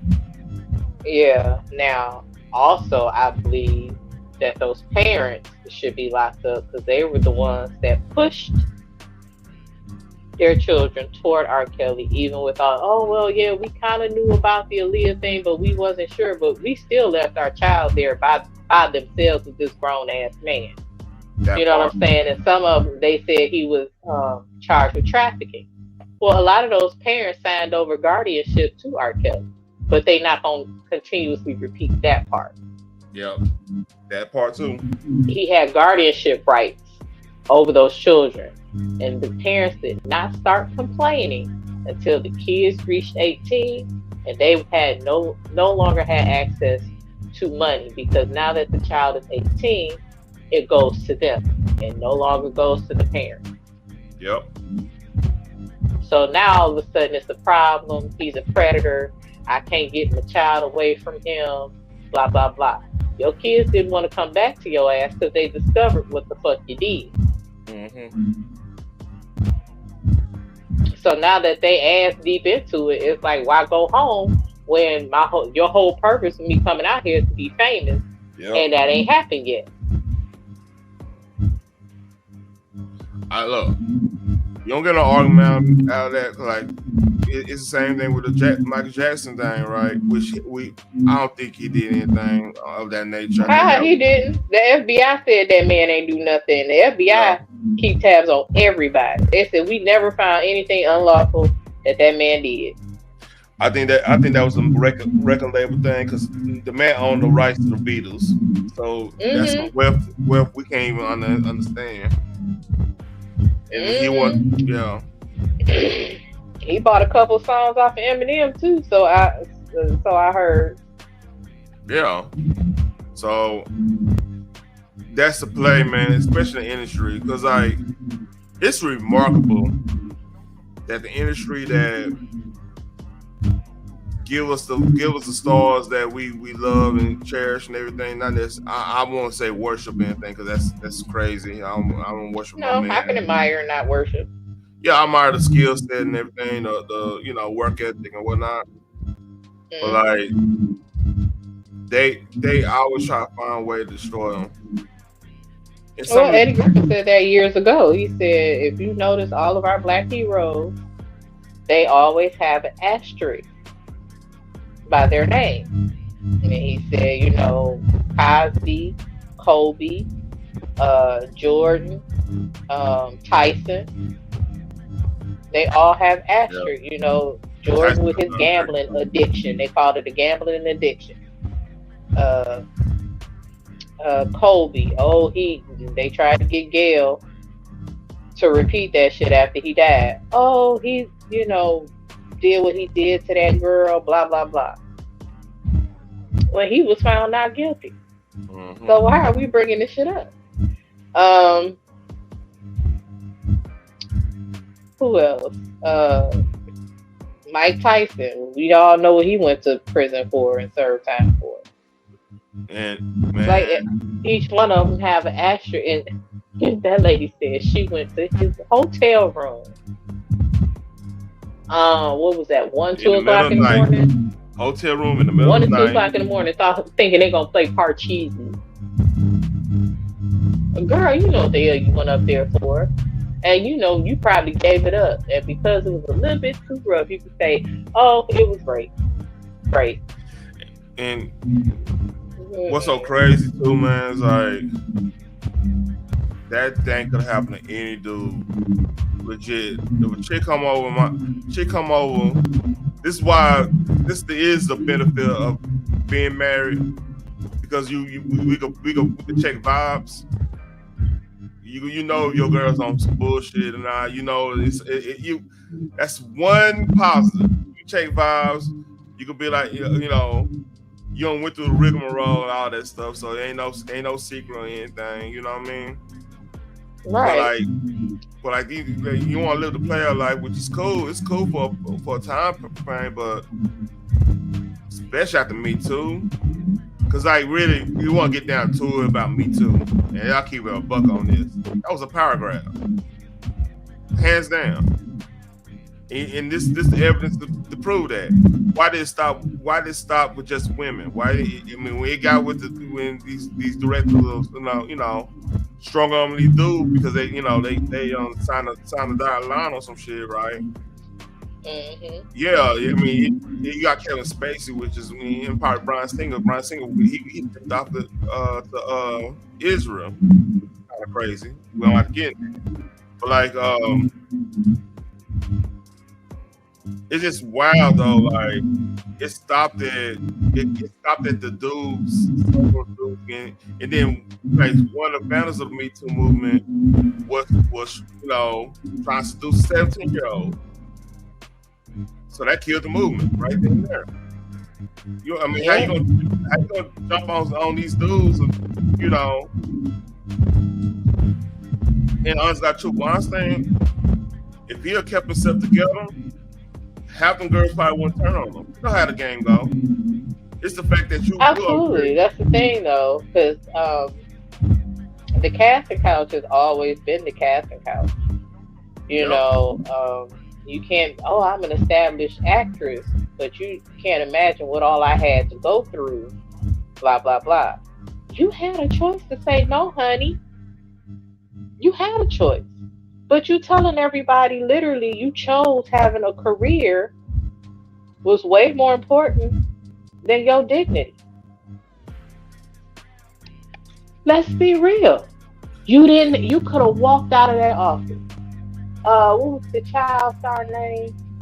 I forgot her name. They said her mom walked out of there. And they was like, hell no, we not doing it. I'm a little ass girl. Like, you making me very uncomfortable. She walked out. Shirley Temple talked about that. Yeah, she walked away. Her mother walked away. Nah, I ain't saying that the mom ain't think about it. Who knows? Hey, and the game dirty. You know how they do it though? Back in the Gap, they'll separate everybody. They'll the young hot intern to get the daddy. The two young hot interns. I mean, not too many grown ass men is gonna push away two hot interns. It's gonna be hard to do in that situation. One of the Zets gonna try to mess with mama, and then that's the way they used to do business. Like they trying to, because they want what they want is, if you do it, they want the country to be able to do their contract, as favorable to them as possible. And the best way to do that, if you have to blackmail over. You see what I'm saying? So Daddy gonna push before you sign that bad contract. Cause like he just in the room. He was just in the back office with two interns. They found him on tape. So she said, "Hey, I got on tape. You did this and that. You did this to you, and you did this to them in exchange. We got all that on tape. Won't tell your wife. You better get this contract through." You see what I'm saying? Right, and they do. Oh, and by the way, they underage, so we're gonna really put it on you. You don't get this shit done. They underage. I want to have two underage interns. Yeah. I know you've been to concerts and you see how women react to any entertainer on stage. You know what I'm saying? Like I said, the casting couch has been around since ever. Okay, so if you going into this now officer taking a meeting at night, or even sometimes during the day, that's not just restricted to night, but especially at night, it's 10 o'clock. Well, it's kind of after hours, can we do it in the morning? Because I kind of like had other things to do, blah, blah, blah. Got to get up early. I ain't got time to be out drinking and being untoward 10 o'clock at night with some man I don't know. Yeah. Even though you have a reputation of being a producer, yes, I do want to do this film, but can we office hours are from 9 to 5. Period. So I can't meet you in the office. I got to meet you in a bar. I got to meet you in a hotel room. I got to meet you, in certain places that are off, not in the office, and not during regular business hours. And then you have a choice whether or not you're going to go or not. And again, casting couch been around forever, so you already know what it is. And then you still decide to go just to see, well, I'm going to be the one that's not going to get broke down and blah, blah, or bent over or whatever. You already know what it is. And then you want to start a whole movement. And then the person that started the movement, you looking like, really? Hey, here's the thing. You'd be surprised. Think about this. Think about this aspect, though.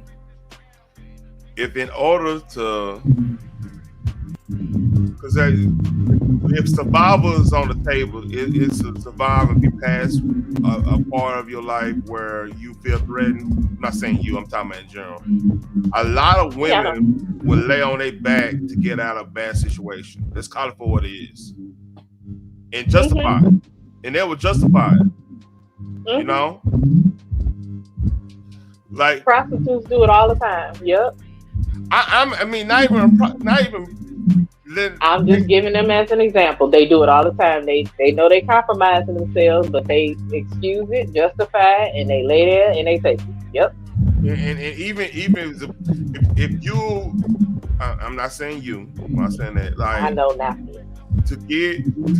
If you have a generational curse of like you won't be stuck in the trailer park, or you know, you got one of the shameless situations where you come from a family full of losers, and the only way you can break that, you feel like you can break it because like stress and the one that have a stable situation, man, you'd be surprised what these women will do to have that opportunity to get to that point. Right. It's sad. You know, there's a lot of women that come and say, "Oh, I'll do anything to be in a movie, or I'll do anything to be in this TV show," and they mean it. They want to get on, like, they're gonna do whatever it takes. And they will, and some will turn their back, turn you over you in order to get there. Absolutely. So I mean, tell me, like, a lot of these chicks that get caught up in a whole Diddy party thing, they get caught up in that room or whatever. You don't think they homegirls probably got a promise somewhere and say, hey. It's the same thing as you knowing you going to the Playboy Mansion, but you thinking ain't nobody gonna touch you while you walking around happy. That part. So These parties are the same thing. It's yacht parties, it's land parties, mainly on the yacht because they want to be in international waters. Let's be clear, okay? Yeah, everybody knew what the hell they was doing at Diddy party. Everybody. And they still went. His shit was still off the hook.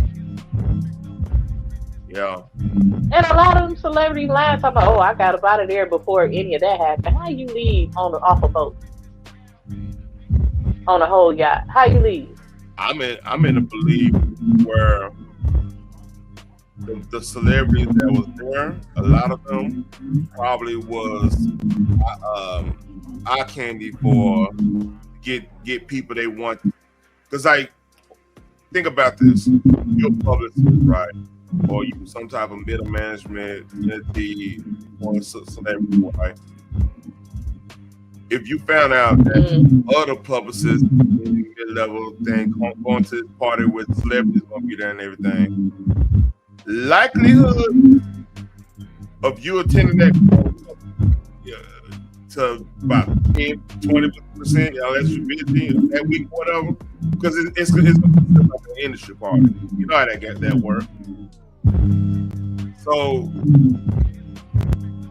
if you got titans in the industry holding a party and you want to be there, want to find better pastures, you place you're gonna go no matter what. And that's a business out at that point.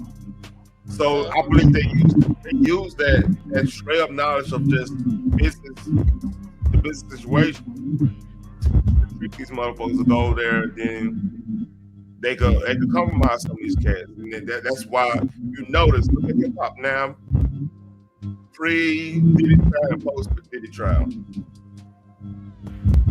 Pre-Diddy trial, everybody talking politics, right? Yep. Nobody talking politics right now. And the hip hop's like, oh, you talking about in that circle? Yeah, no.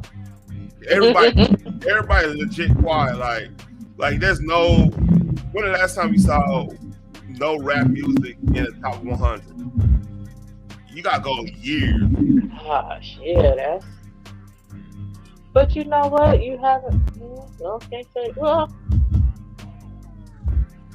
the Kendrick Drake beef went on, but Kendrick monkey stomped that ass. So. But like no top 100 songs. I know Redman came out with another with an EP, but that was under the. radio, or Yeah. all that stuff he doing on his own. So yeah, and then somebody just came out not too long ago and said that the voting process for the Grammys and all that stuff is rigged. So yeah, that's for Billboard and Grammys. Yeah, and it makes me think and what's crazy? Why I know Shabuzi does most of the country, but he's taking hip hop songs and he's taking like Tipsy. That was a hip hop song. He made it to a country song. Like, would that be considered like a genre of hip hop?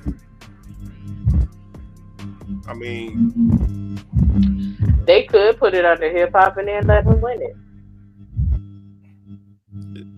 It's almost like they've done that before, though. Like they had T-Pain as a fucking he had him at hip hop, which of anything he'll be what maybe I think he's more pop than hip. Yeah, I think he's more pop than hip hop. Cause like pop takes like 5 different genres and make it make a sausage out of it. You know what I'm saying? Like that's true. Like Michael Jackson, like Thriller was pretty much a rock album. It had Eddie Van Halen was gonna get doing the guitar work on Beat It. That's kind of true though. Yeah. It ain't no kind of, it is true. Eddie Van Halen did. Go look at the No, I'm saying the album overall. Yeah. Some other stuff on there, but yeah, that's why I said kind of true with the album being rock. You ain't lying because the riffs, the riffs, that could be considered rock. I mean, they play Thriller and because like Wanna Be Starting Something will be Wanna Be Starting Something, Human Nature. Human Nature is a ballad. That would be a rock ballad. Yeah, that's what I said. It was a couple other things sprinkled in there. Yeah, but PYT will be. I would consider PYT an R&B song. That's an R&B song. Mm-hmm. But technically, soul is a form of rock too. People don't know that. Like soul is considered a form of rock. It is, and blues. Yeah. Because without blues, you don't have metal. Without blues, you don't have Black Sabbath, which is considered. Yeah, R&B can stand for rhythm and blues and rock and blues as well. So, because it kind of is the same thing. A lot of stuff from rock, they were singing blues to a heavier type of instrumental. I'd say that. So, yeah. Music is not just one thing. You know what I'm saying? Like, just because you put it in a category, don't mean it all the way fits in that category.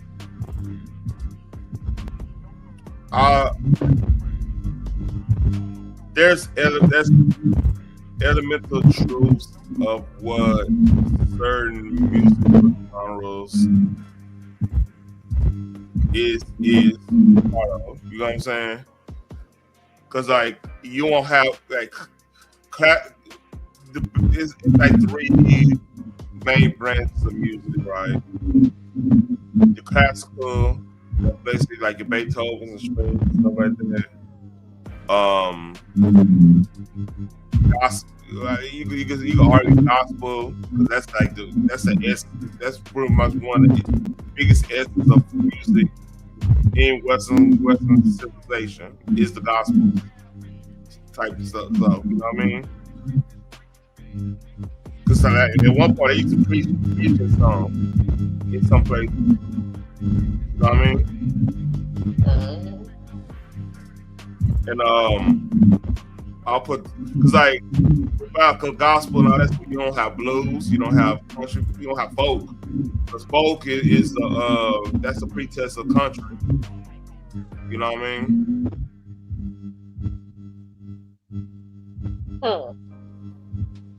I would say this. Now, I think for the most part, R. Kelly is the king of R&B, right? You can put R. Kelly, you can put Bobby Brown on that. I mean, that's an argument for that. In every genre. Yeah, that's an argument for that. Listen to what I'm saying. Listen to what I'm saying. Yeah. But for R. Kelly wrote for everybody in different genres. It's fun they say he can read everybody, and then they say he can't read, which is kind of like disposition. It's kind of bad how they say that, but yeah, you're right. I mean, they said the same thing about Fantasia, but she had to read them damn songs to sing them. Good point. So yeah. Like R. Kelly wrote for Celine Dion, Kelly Price, Isley Brothers, Charlie Wilson, Green Day. Which album? American Idiot? I believe so. That's weird. But the thing, I don't think that particular song made the album. Whatever. He wrote for every genre. Hell, I wouldn't be surprised if he wrote songs for you too.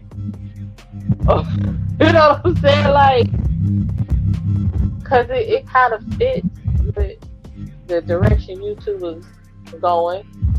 Yeah, with R. Kelly and who he is as an artist. Yeah, the only for everyone. The other black artists that be on that type of list will be like Prince, Yolanda.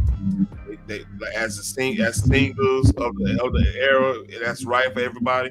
Lionel Richie wrote a lot of stuff. He helped. Absolutely, yeah. I believe he helped with Phil Collins and all them too. Like Lionel Richie loved all kinds of music, and you could tell. Yeah, and Prince. I mean, who didn't he write?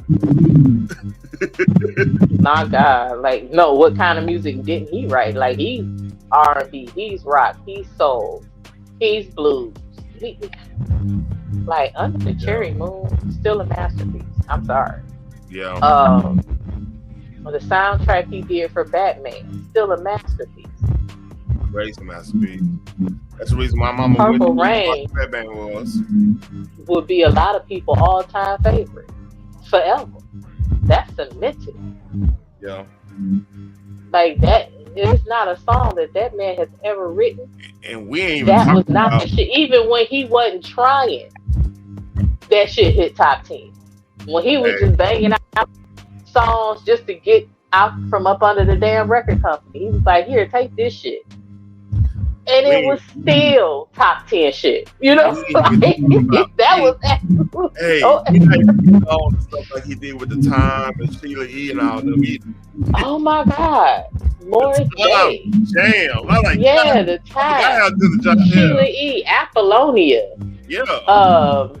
And then you like Lunch Cake and stuff like that. And Jimmy Jam and Terry Lewis and hell, Janet Jackson.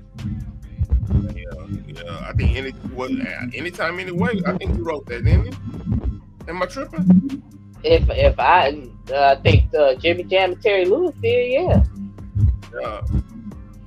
He could have been on there. I ain't gonna even hold you. He could have been on there because one thing about it is Joe made it very clear he didn't want Janet to sound like Prince. He wanted her to have her own sound. So even if I think, man, like how they had to be a little different. How they organized the Jackson, like legit, like because Michael had his own thing. Like Off the Wall, you can argue that's an R&B disco album, a little bit of soul, but like Thriller is legit a rock album. And, I mean, it kind of, if you want to get down to it, kind of shaped how rock went that whole decade because of the success of Thriller. Because everybody did Caravan. They did like the big overwhelming productions value stuff. Everything Michael was doing after Thriller. He had the money to do it. Shit.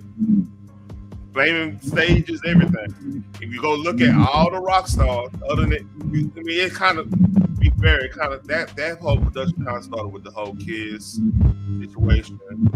because they were one of the first to have like a big time production, like one of big production thing. Like most artists, most rock bands back in the day, they show with they bass, they guitar, they bass, the drum set, maybe the piano, maybe the harmonica. If you feeling froggy, really want to make the point come on, and that's your rock band right there. You know what I mean? Yeah. But like after Thriller, yeah, motherfucker, you better have some pyrotechnics in that bitch. You better have some dancing girls on the stage or something. You better do something. You better have a balance. Yeah, you might have human nature. You better make a balance. Yeah, Human Nature was wonderful. Human Nature fire. We did it. Yeah. So, Wanna Be Started Something came on Off the Wall. Am I tripping or that was Thriller? I get that mixed up. It might have been Off the Wall. I think it's Off the Wall. Yeah, I think it's Off the Wall. Yeah. Because like Wanna Be Started Something, I mean that you can hear the first instance of hip hop. Because like the Monte, that's a hot spot. I can say it one more time and I'm not gonna stop. Yes. Mama said, I don't know. I was like, that's not even the word, but I'm glad. It's an actual song. It's a Spanish song. Yeah, but what Michael was saying was, I'm gonna say it one more time and I'm not gonna stop. Okay. Yeah, we just made that shit up.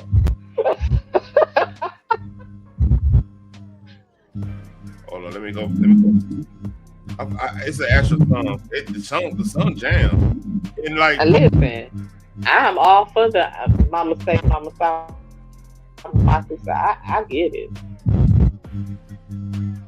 But what he actually said was totally different.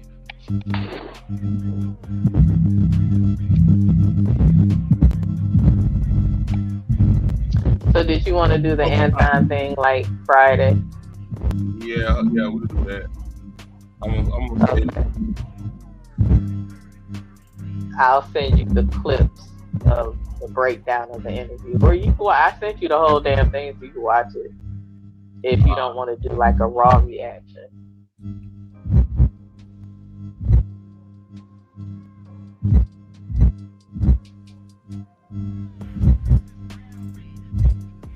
So this is the song he got that from.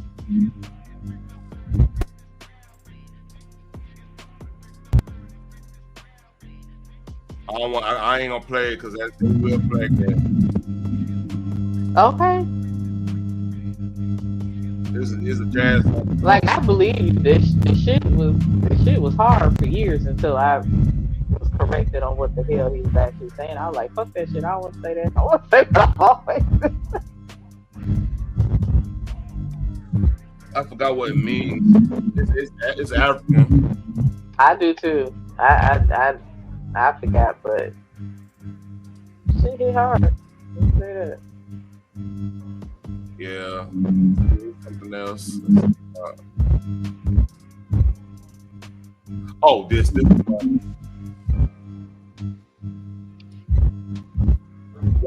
Y'all are like the prettiest out here tonight. Like 4 of y'all should be models for sure. Oh, that. Y'all can figure that out. How was it possible? That was. I don't know what level of petty that was. You just Here's what that is. This is what happens when I say this. So the most intimidating thing about the club scene, night scene, is trying to talk to somebody you're interested in with some girls. Because I wouldn't know about that. I don't hang out with a lot of chicks at a club because a lot of them are drunky, sloppy mess. And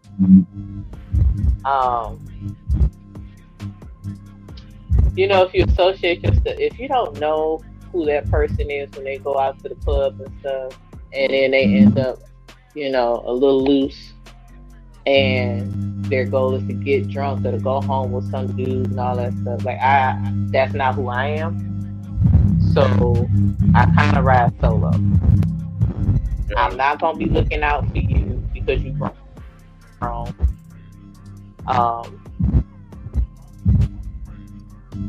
I want to go home with him. Okay, well, cool. I'm not about to fight you on. So whatever happens, happens. But the homeboy shall not be thinking the same thing about me. Smart girl. Did you happen to watch The Answer when we were talking about that last night? I caught bits and pieces of it. So, who you think was the person that went and saved the day? Only when they pretty homegirl want they want to go, you know, they want for the team. Like, who do I think did what now? who was the blockage in that situation? Oh, the ugly girl. That's why they bring her along. That's literally why women bring the ugly chick along. Number one is to keep her in her place. Make sure she knows she's ugly. Two, if they get too drunk and belligerent, they are not under any circumstances to be separated from the tribe. Yep.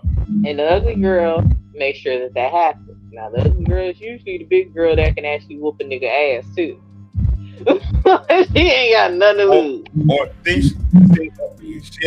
she'll fight a dude because like she'll be a hard fight, and then if the dude actually go in, he gonna go to jail. So it's kind of a win-win situation. Yeah.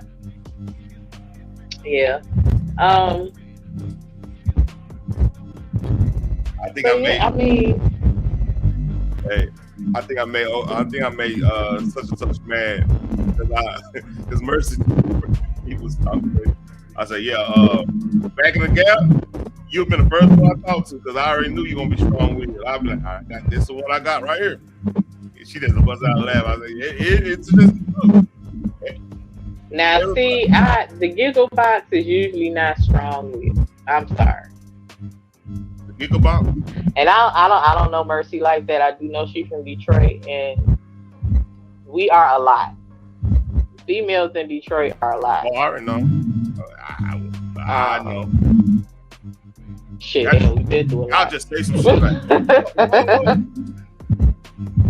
y'all just say some shit like, man, I had an ex Detroit, man, back in the I won't say I was like, and we were cool, and then like just say some fuck shit, like, why you to me like this, like, you know, just say something like, I was like, all right, I gotta deal with it now, because you just said, like, I'm one of those where I'm just chill. I'm pretty chill all the time. As you said, like you said that on what's kind of like, I don't snap off on people unless you really make me mad. It's gonna be like over here. Right. That's the way I am. So if you challenge my man, like y'all had, I ain't say y'all, but this chick had a nasty habit of trying to challenge the manhood when I'm chilling.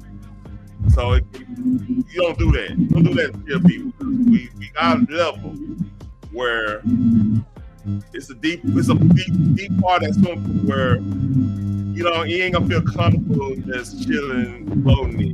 It's gonna be wavy. It's gonna be a little, you know, might be something swimming underneath there. It's gonna be a little creepy. You know what I mean? So like, you can't play with chill like that. You just can't play. You can't play well. She just would say some shit like, "Oh man, you know, all right. I wasn't planning on, but you done said this stuff. I got to prove a point now. Don't make me prove a point." You know what I mean? Right. Listen.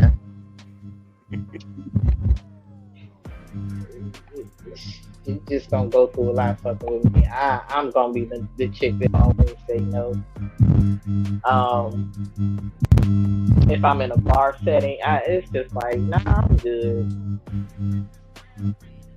Yeah. I'm good. Like, I didn't come out for all that. I literally just came out to drink, dance, take my black ass home. That's it. And usually, like, if you want to be, motherfucker want to go, they want to go do the whole run. You got a certain friend you know that can be down to do that type of whole run. You Right. just don't get And my understand. parents is like, that's not the date, because they not looking to date you. They just looking for the date. And so Yeah. I'm like, Cause I remember chicks like shit. That was their sole mission, was to get away from where they was at to come opposite from where they've been at. You know what I mean? I don't want to say be super explicit. They're like, look, tired. Look, it's bored over there. We ain't come to the hood one time. They do that. All races. Yeah, I think the word they call slumming it.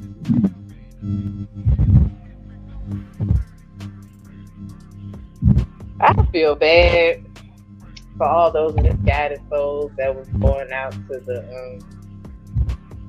club looking for love. Yeah. I mean, for some people it did work out. I ain't gonna even lie. Told you they did make it, cross. They jumped the broom or whatever. Don't know how long that lasted afterwards. A lot of people dated longer than they were actually married. Which also does not make sense to me. That's neither here nor there. You want to know the ones that stayed together in that situation was the ones that don't are secret together. What up, homie? That don't what? Hey, like the ones that, what up? Okay. Like the ones that. Oh, it's you. What's up? I said, oh, it's CP3. I thought he'd be over there trolling the answer. Oh, that nigga live? Huh? Yeah. I ought to go troll him, but I don't feel like The title was he was in a real life fatal I attraction. see my boy live. Yeah. I'm about to get up a little bit anyway, man. We on went through the whole statement. Yeah, I see 237 in. Yeah. Is that my audio standing in like that? Ooh, it might be your audio standing. Go on mute real quick, man. Say something real quick, CP3. Yo. Oh, that's her shit. No, that's her easy Diddy ass mic. Yeah. That ain't me. Yeah, it should be. The music been reverberating. Oh, I don't know what be going on. I'm gonna catch a replay. Yeah, man. Shit. I'm definitely gonna catch a replay. Hit that like button for you, boy. Yeah, appreciate it, man. Appreciate you coming through, man. Nah, I just pulled up on some humble shit, man. I don't know what y'all talking about. I don't know about shit. Nah, we were talking about we just talking chit chatting about like the whole club scene, how it used to be, and that shit's so different now. What year y'all talking about? Oh man, like even there's so many transformations and man eras. I think the club scene. Do niggas niggas don't remember the tall T era, my nigga. Man, no, nigga. The tall T era was different, but we was safe outside then, nigga. Hey, everybody was outside. If you had everybody phone, my nigga, with the tall T, man, you was in. Man, come on, man. Flip phone with the long ass chain. That's 30-inch boy. Oh, good Lord. Come on, man. Hey, I had them Jabot back then. What's up? Yeah, I love Jabot. They had lots of fun. And either had some starch down Levi's or some starch down Nah, we ain't had Levi back then. I ain't gonna cap, bro. So, back then, Levi wasn't the thing. Levi wasn't the thing in Alabama until Boosie made that song Levi. After that, we were getting them 501 like motherfuckers. Yeah. Yeah, no weed. Yeah, Levi's was I'll tell always you. We had them digging. Look, when I was in middle school, nigga, everybody was getting them digging suits, boy. Everybody had digging suits. We had the digging suits and the Jinkos. What we talking? Nah, I don't even think we talking about that. No. You had the Jinkos. You probably had something on you. You know what I'm saying? What's the G code? More Jinkos? The shoes? No, the jeans back in the big old wide jeans. Motherfuckers used to keep something in that shit. Nah, I ain't never heard of them, but I don't think they ain't making it us. So like we have our own thing, man. Cause like, yeah, you just That's Texas, nigga. Y'all got a lot of y'all own thing. like we everybody had dig like I had my red diggies. I ain't gonna front. Digging, that's why I said digging, because digging more global. Well, national, I'll say. I had red diggies, I had some khaki diggies, and I had some black diggies, man. Come on, man. Nah, I had the blue jean digging with the different color stripes on it. Same color jeans, different color stripes, man. Yeah, I know what you're talking about. Come on now. Yeah, and shit. I had a red chucks. I had me some gangster nights, the old Cortezes. Had me some gangster nights. Nigga, I had an Olympic D-Wade. First year D-Wade made the Olympics. Yeah. Oh, folks. Then yeah, I remember getting the bread bread Levins, boy. Nah, that was only. You had to squabble over them motherfuckers back in the gap. You had to them bread Levins? Oh yeah. And then like, what size? I said, shit, 2 bits. What's up? My side. You gonna say my side, nigga, and then start a fight. That's what it is. It depends. Like, don't let me decide my goddamn shoe. They shut that motherfucker shit up. Like, oh, shit, like that. Yeah, like that. What's up? Yeah, you can't play with big shoes like that. And then, hey, back when British Knights came out, you wear British Knights in my hood, you getting your ass drugged. They gonna beat the fuck out your ass. Wow. Yeah, I'm not lying to you. Listen to me, bro. Yeah. I never know what that was until y'all said it on YouTube, bro. Like, I ain't never know what that was. I ain't never seen it. What the fuck is a British Knight? I be seeing all the old niggas talking about that shit. Like, what the fuck is that? He was popular along with Reebok and K-Swiss. If the nigga came to East Fort Worth with some BKs on, you can add my baby. I was born in 91. I don't know what that is. Like Nike. That was funny. Yeah. Never heard of it. Ever. Like, you can rock the blue K-Swiss and everything. Like the cheap shoes we used to say, like, it don't matter what brand it was. If they were cheap shoes, we used to call them buddies. They used to be called buddies. Buddies? Damn. Hey, boy, you gonna get roasted if you had some Payless shoes on, boy. They gonna roast your ass, boy. That's what I'm saying. They gonna roast. They be like, boy, you got on some buddies. Like, you say that shit, nigga, you done. Lord of mercy. Boy. Watching. I remember them niggas used to roast people. They have a sermon roasting your ass. I'm like, God damn. Man. There used to be a certain, like, our lunch table was literally set up to where, like, you got the roast table, cool kid table, this table, nerd table, you got all these tables. I'm bounce around all the time.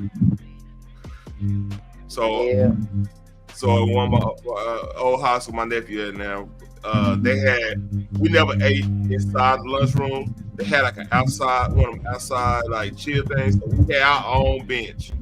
Boy, you come in there and we used to have, I had all the music.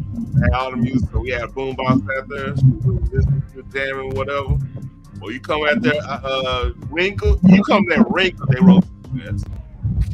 Look, I'm the big brother to all my people I grew up with.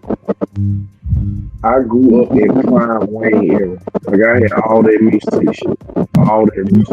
I still got it. That nigga on TV. Bro. And I tell you, that music, it's amazing. Yeah. You can remember moments behind certain songs.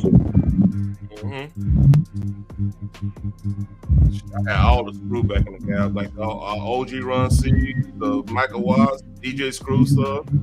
Oh yeah, I was lit back then. Mr. Rogers, shout out to Justin, Mr. Rogers, man. Like, you know my people. Like, yeah, man, that was a heyday. Then like shit back in them days, shit, it was Drake, man, like what y'all say back in the gap? And what y'all say?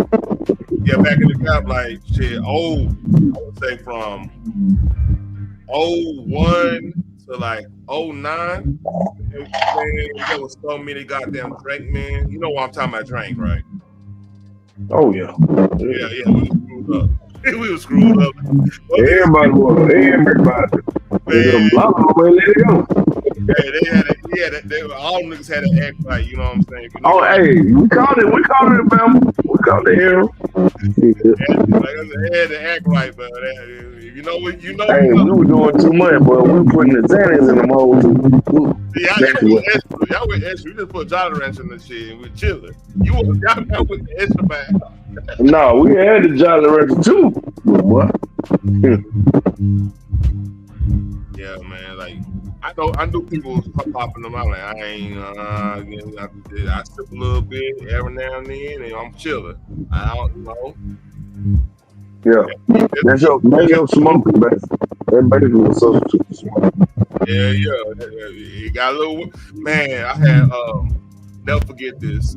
I used to talk to a chick on the west side. That was cousin, my neighbor, right? There we go. I had his girlfriend lived down the street. So she found out about this. Yeah, man, we go. Clash. Oh no. She got cool with her. You know what I'm saying? No, that's the move. Okay, keep going. No, she got strong. Got strong out on that shit. I'm like, ain't this a bitch? I didn't even. I mean, the old girl, she up the river. That's like that BMF when they got Lamar on there. I mean, it's a true story. It fucked me up, man, because that girl was fine too. She was a track star. She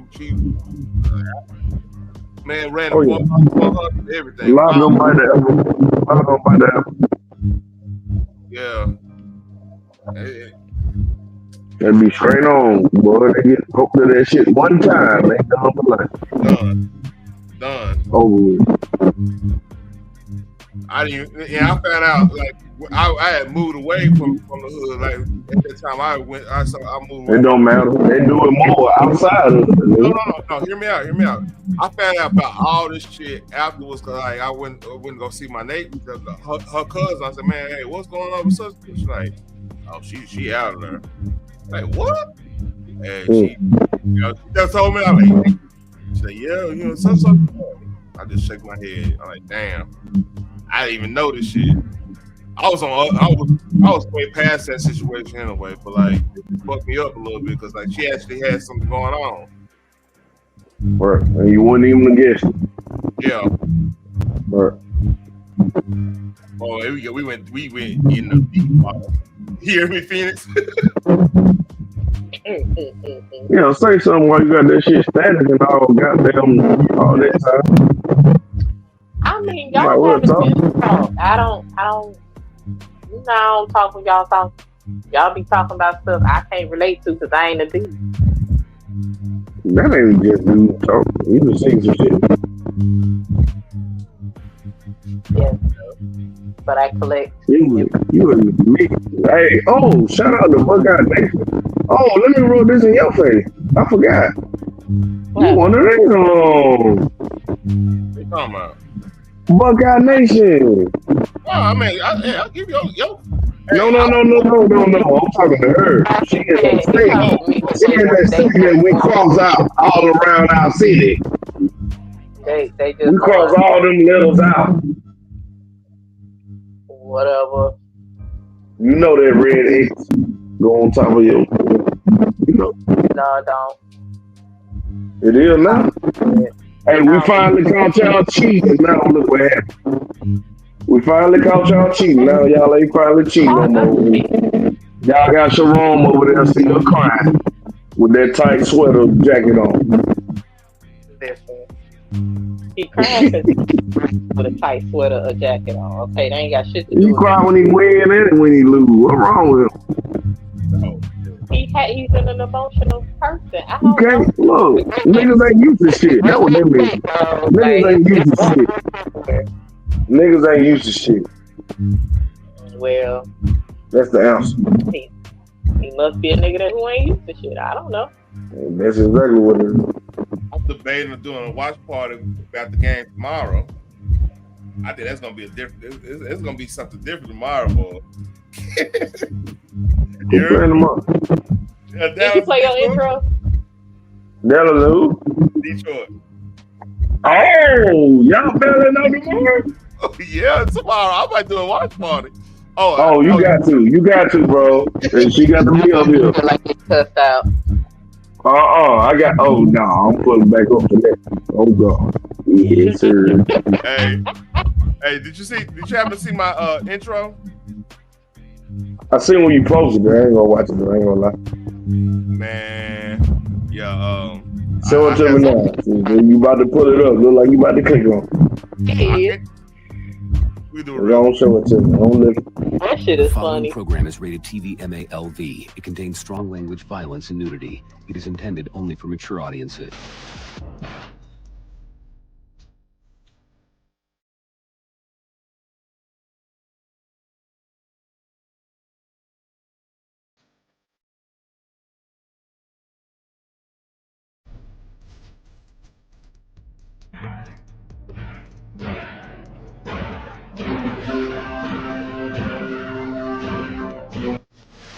Saruman believes that it is only great power that can hold evil in check. But that is not what I have found. I found it is the small things, everyday deeds of ordinary folk that keeps the darkness at bay.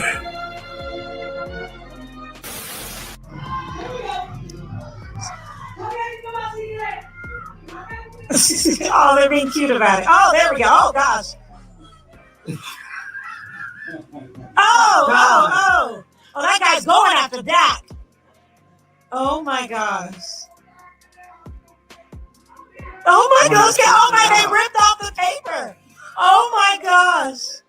A few moments later.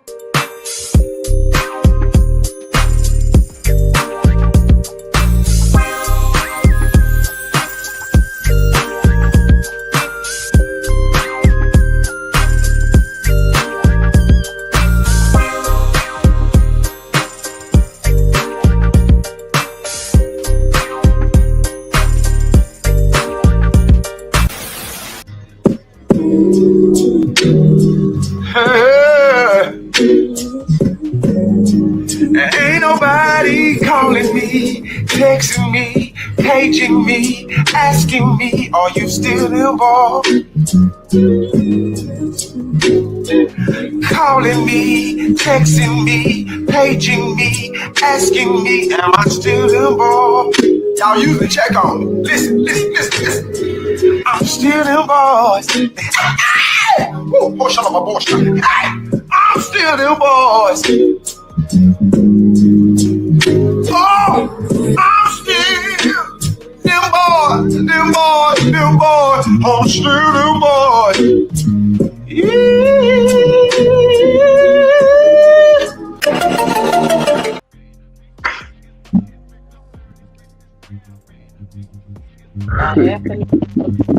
No damn well he was Hey, that's time appropriate. I just want to know how much you're paying for the game.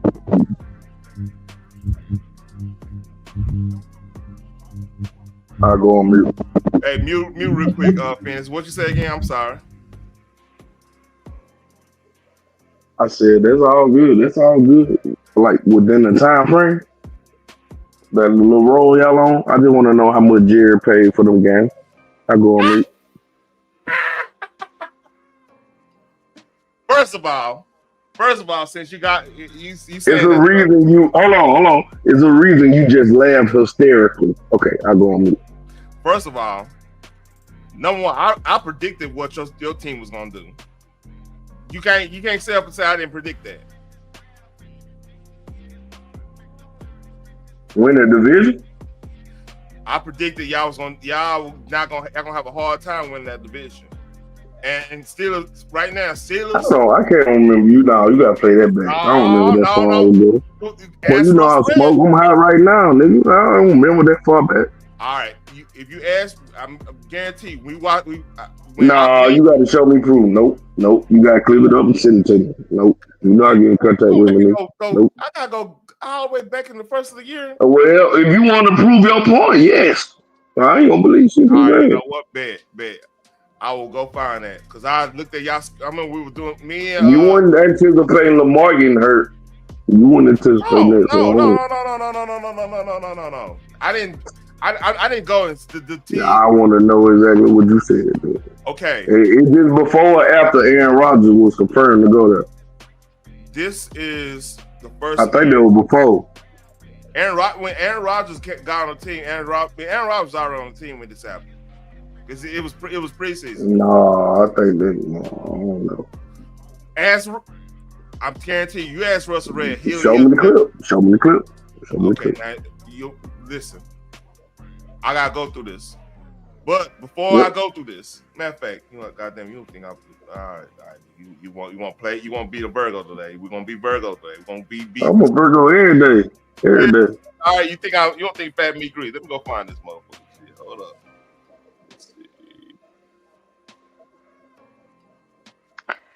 Let's see. It's y'all 10-minute warning. My ass getting sleepy.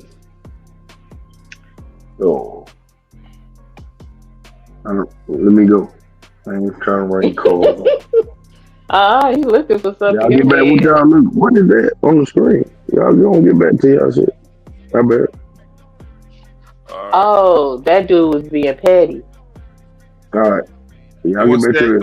I'm out. Are you done? Yeah. Just send it to me. That's it. I got to find the Zach because I had crazy football. Yeah, I know it might take a minute. Yeah, y'all gonna get back what y'all doing. Now we about to wrap it up. Yeah.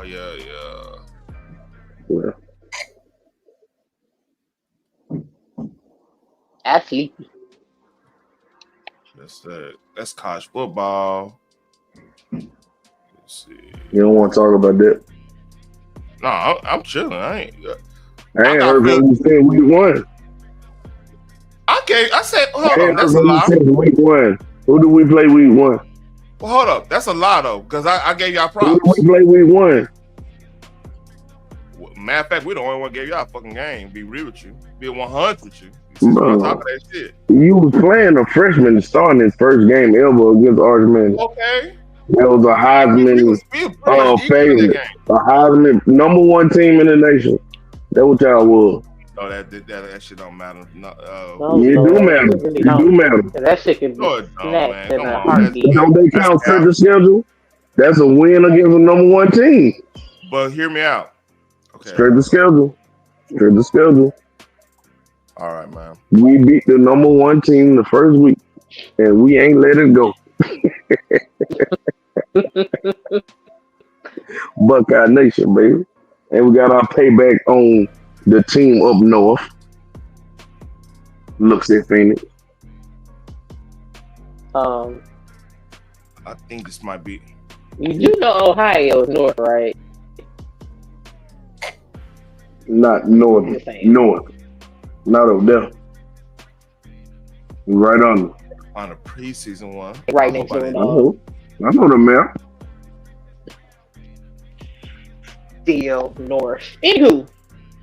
Anyway, not as north. Way more northern than Alabama. Just saying. Hey, why you bringing that up? But I mean, I don't care. Like Michigan go do their damn thing. Seriously, Michigan State and University of Michigan is the actual rival. So I don't give a fuck what Ohio do. No, it's not. No, it's not. It is. In all actuality, yep. How dare you say that? Maybe in basketball, Nope. Football and not in basketball. football. The game. Come on, Yeah. stop. State Stop. and university, they be going at it. That ain't the game. It ain't called the game. It ain't called the That's game. why your mic going out right now. Girl, you sitting there live. Video I I did that on. thought it was a He game. still looking Like for that. I football. told y'all to get back to what y'all was. No, I did a lot of videos. I can't remember what video I did it on. But I think I was talking to, damn, that probably wasn't even on a sports one. I probably was talking to, because Russell asked me. He was asking me about the Houston Texans, and then And he still owe me from that game. That's why I be on your neck. And that's why he only want to like talk to me no more. No. Because he was talking. He probably over there with the answer. Russell owed me from both the games. From the playoff game we beat y'all, we bet $50. And then the first game of the year, we bet that same 50 back. And he mad that he lost both of them. And he ain't paid me yet. And he sent me this trash cologne. Hey. Not try. Oh. Damn. He said he did it on purpose though. When I said, cause you know when I won that shit on the takeover. I won the thing on the takeover. You know what? Yeah. The petty run deep over here. That's real. Shit. The petty run deep on this side. I tell y'all, something wrong with all y'all. There's something wrong with you. I seen what happened. Yeah. Man, you was acting today. What happened was you was acting today. About 2 hours ago. About 2 hours ago. I was giggling. I know. You were playing. Damn. Listen. Yeah. That nigga said, all right, dog, I'm gonna drop down. I'm gonna go laugh in a little while. Right. He got the fuck on. Hey, I seen that. And guess what I said? I said, I know what Phoenix gonna be at. Getting the fuck off. Yeah. She was so proud of herself. You stuck around though. You stuck around for a minute. Yeah, I came back up when kids asked me to. But I'm not about to. I don't fuck with demons. I don't. I got enough of my own. That shit funny. Man, it's crazy. Yeah, she thought she was doing something. She nice as motherfucker to me on that shit. I'm like, man, what's up with this? Bro, right, she's a totally different person. T, do you not see the Mo 3 segment? I already know. They trying to make it that almost. I know. That's why I'm like, let me dip off. Like they be scratching, but they in the same. Them niggas be pulling up. Them folks crazy over there, boy. They be having babies with each other, all kind of shit. Yeah. Crazy. Ben said that shit loud. He was like, "Hey, moon steak in the back." Oh, you can have her. I'm gonna go. I'm driving. You're right. That's the fuck that means. Hey, but hey, you remember when you gave somebody else some wings any damn way? I ain't care. Phoenix. About the Virgo again. Here we go. Virgo on. You remember when you told somebody, hey, let me know if you gonna let somebody else and blah blah blah that don't fuck with it. You like coming up with. Oh, that's all I had to say. That's all I had to say. You know what I'm talking about? I'm going because I said something to him the next day. I said, and as soon as I say this shit, you bring this hoe up. He was like, oh, I thought you was just talking about something. No. I said evil hoes. I was very specific. It was not just her. Very specific. I was there. I can't lie. I was there. He said so fly and moonlight. She said that shit. Right. He said right after, and so fly. I need y'all to hit my link. Like this shit. It was so fast, bro.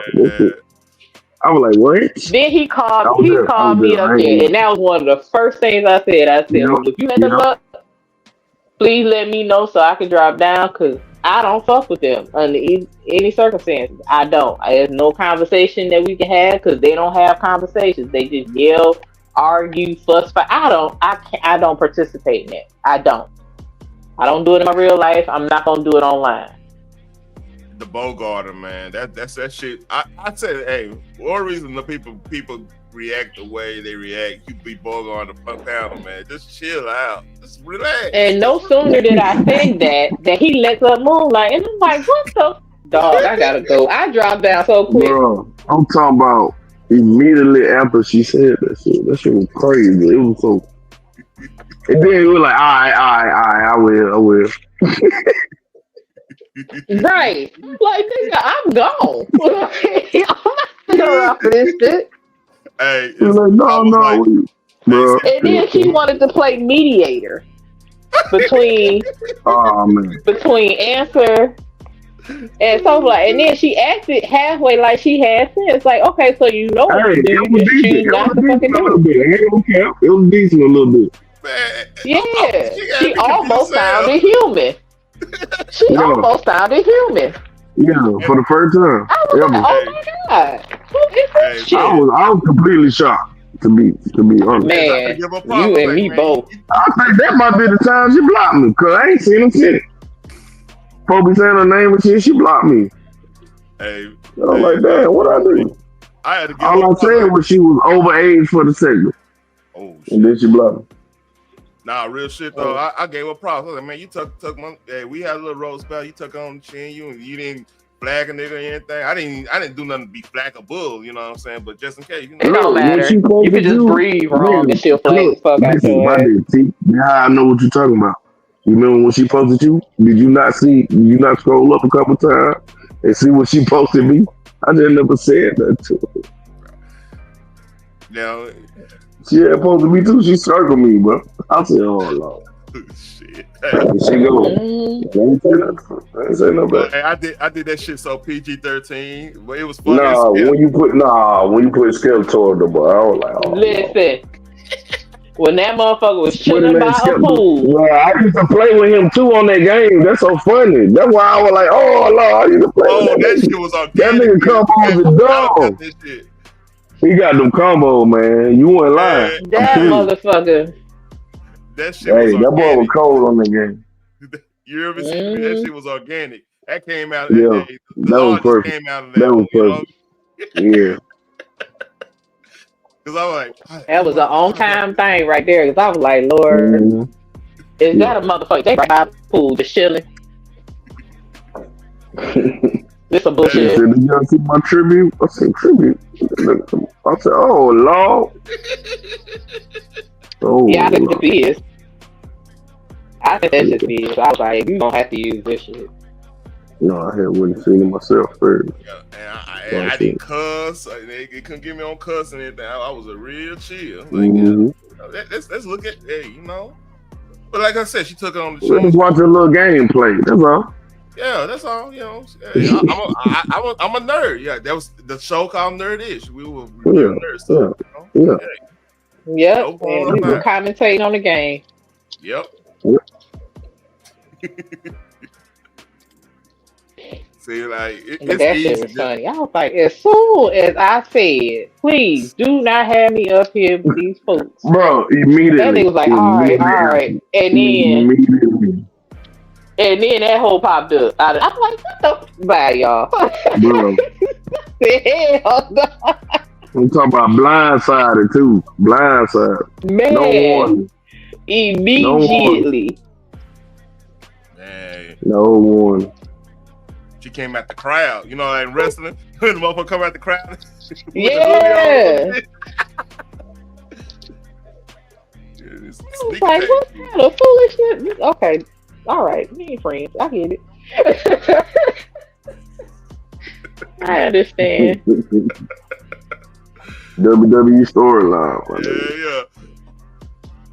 Yeah. Jumped at the crowd. All right, y'all. Chair. All right. This freestyle week. You want to do a freestyle week real quick? We're going to end it up. Oh, yeah. Yeah. Back at the thriller. I don't give a fuck what you niggas is wearing in the city. I'ma rock diamonds and black tees. Yeah, you can get a verse. I might hit you with the luxury tax of the flat fee. Media niggas and sherm smoking ass rappers are out to attack me. But I'm so far ahead of all of my haters, they gon' have to die to get at me. Ooh. Ooh. Ooh. So yeah, he finally responded to the trade, all that trade stuff and everything. So that was that. I need to go find and go listen to it fully. You know what I mean? And who I'm talking about is Zero. You down there, CP3? You should. I'm surprised you ain't talking about it. Man, I don't get into these folk business. Ain't from them. Don't fuck with that one of them niggas. Well, damn. Tell us how you really feel, homie. Yeah. Tell us how you really feel. They business, man. What the fuck to stick my nose in these folk business for? Yeah, you like, look, I'm here for peace. I'm not in self. I'm not in self. I left that life a long time ago. Yeah. You find my jersey in the raptor, nigga. You hear me? My jersey in the raptor. So yeah, Lord of mercy. I want to go listen to that. But shit, that's all I got. I guess we need to go and save answer. I'm about to go harass the answer. Oh man, I'm gonna go pick two. Hey, I'll jump up in there, man. We gonna have to save You gonna jump on the panel? I'm going to sleep listening while I'm harassing. Same. Hey, no. Hold on. We don't condone harassing, so we not talking. Oh yeah. I mean, damn it. I can't even say make fun of. You can't even talk how we talk. Jokes and I'm going over there to crack some jokes. Yes. Yep. That's the hell I'm about to go do. Before I go to slumber. Yeah, we don't harass, okay? All right, we're not harassment channel here, okay? No, but I'm about to tell some jokes. Well, we gonna roast like a motherfucker. Okay. All right, like, share, subscribe. I'll let y'all. Salute to CP3, Phoenix, Dre, everybody came up in the chat. Like, share, subscribe, and leave a comment.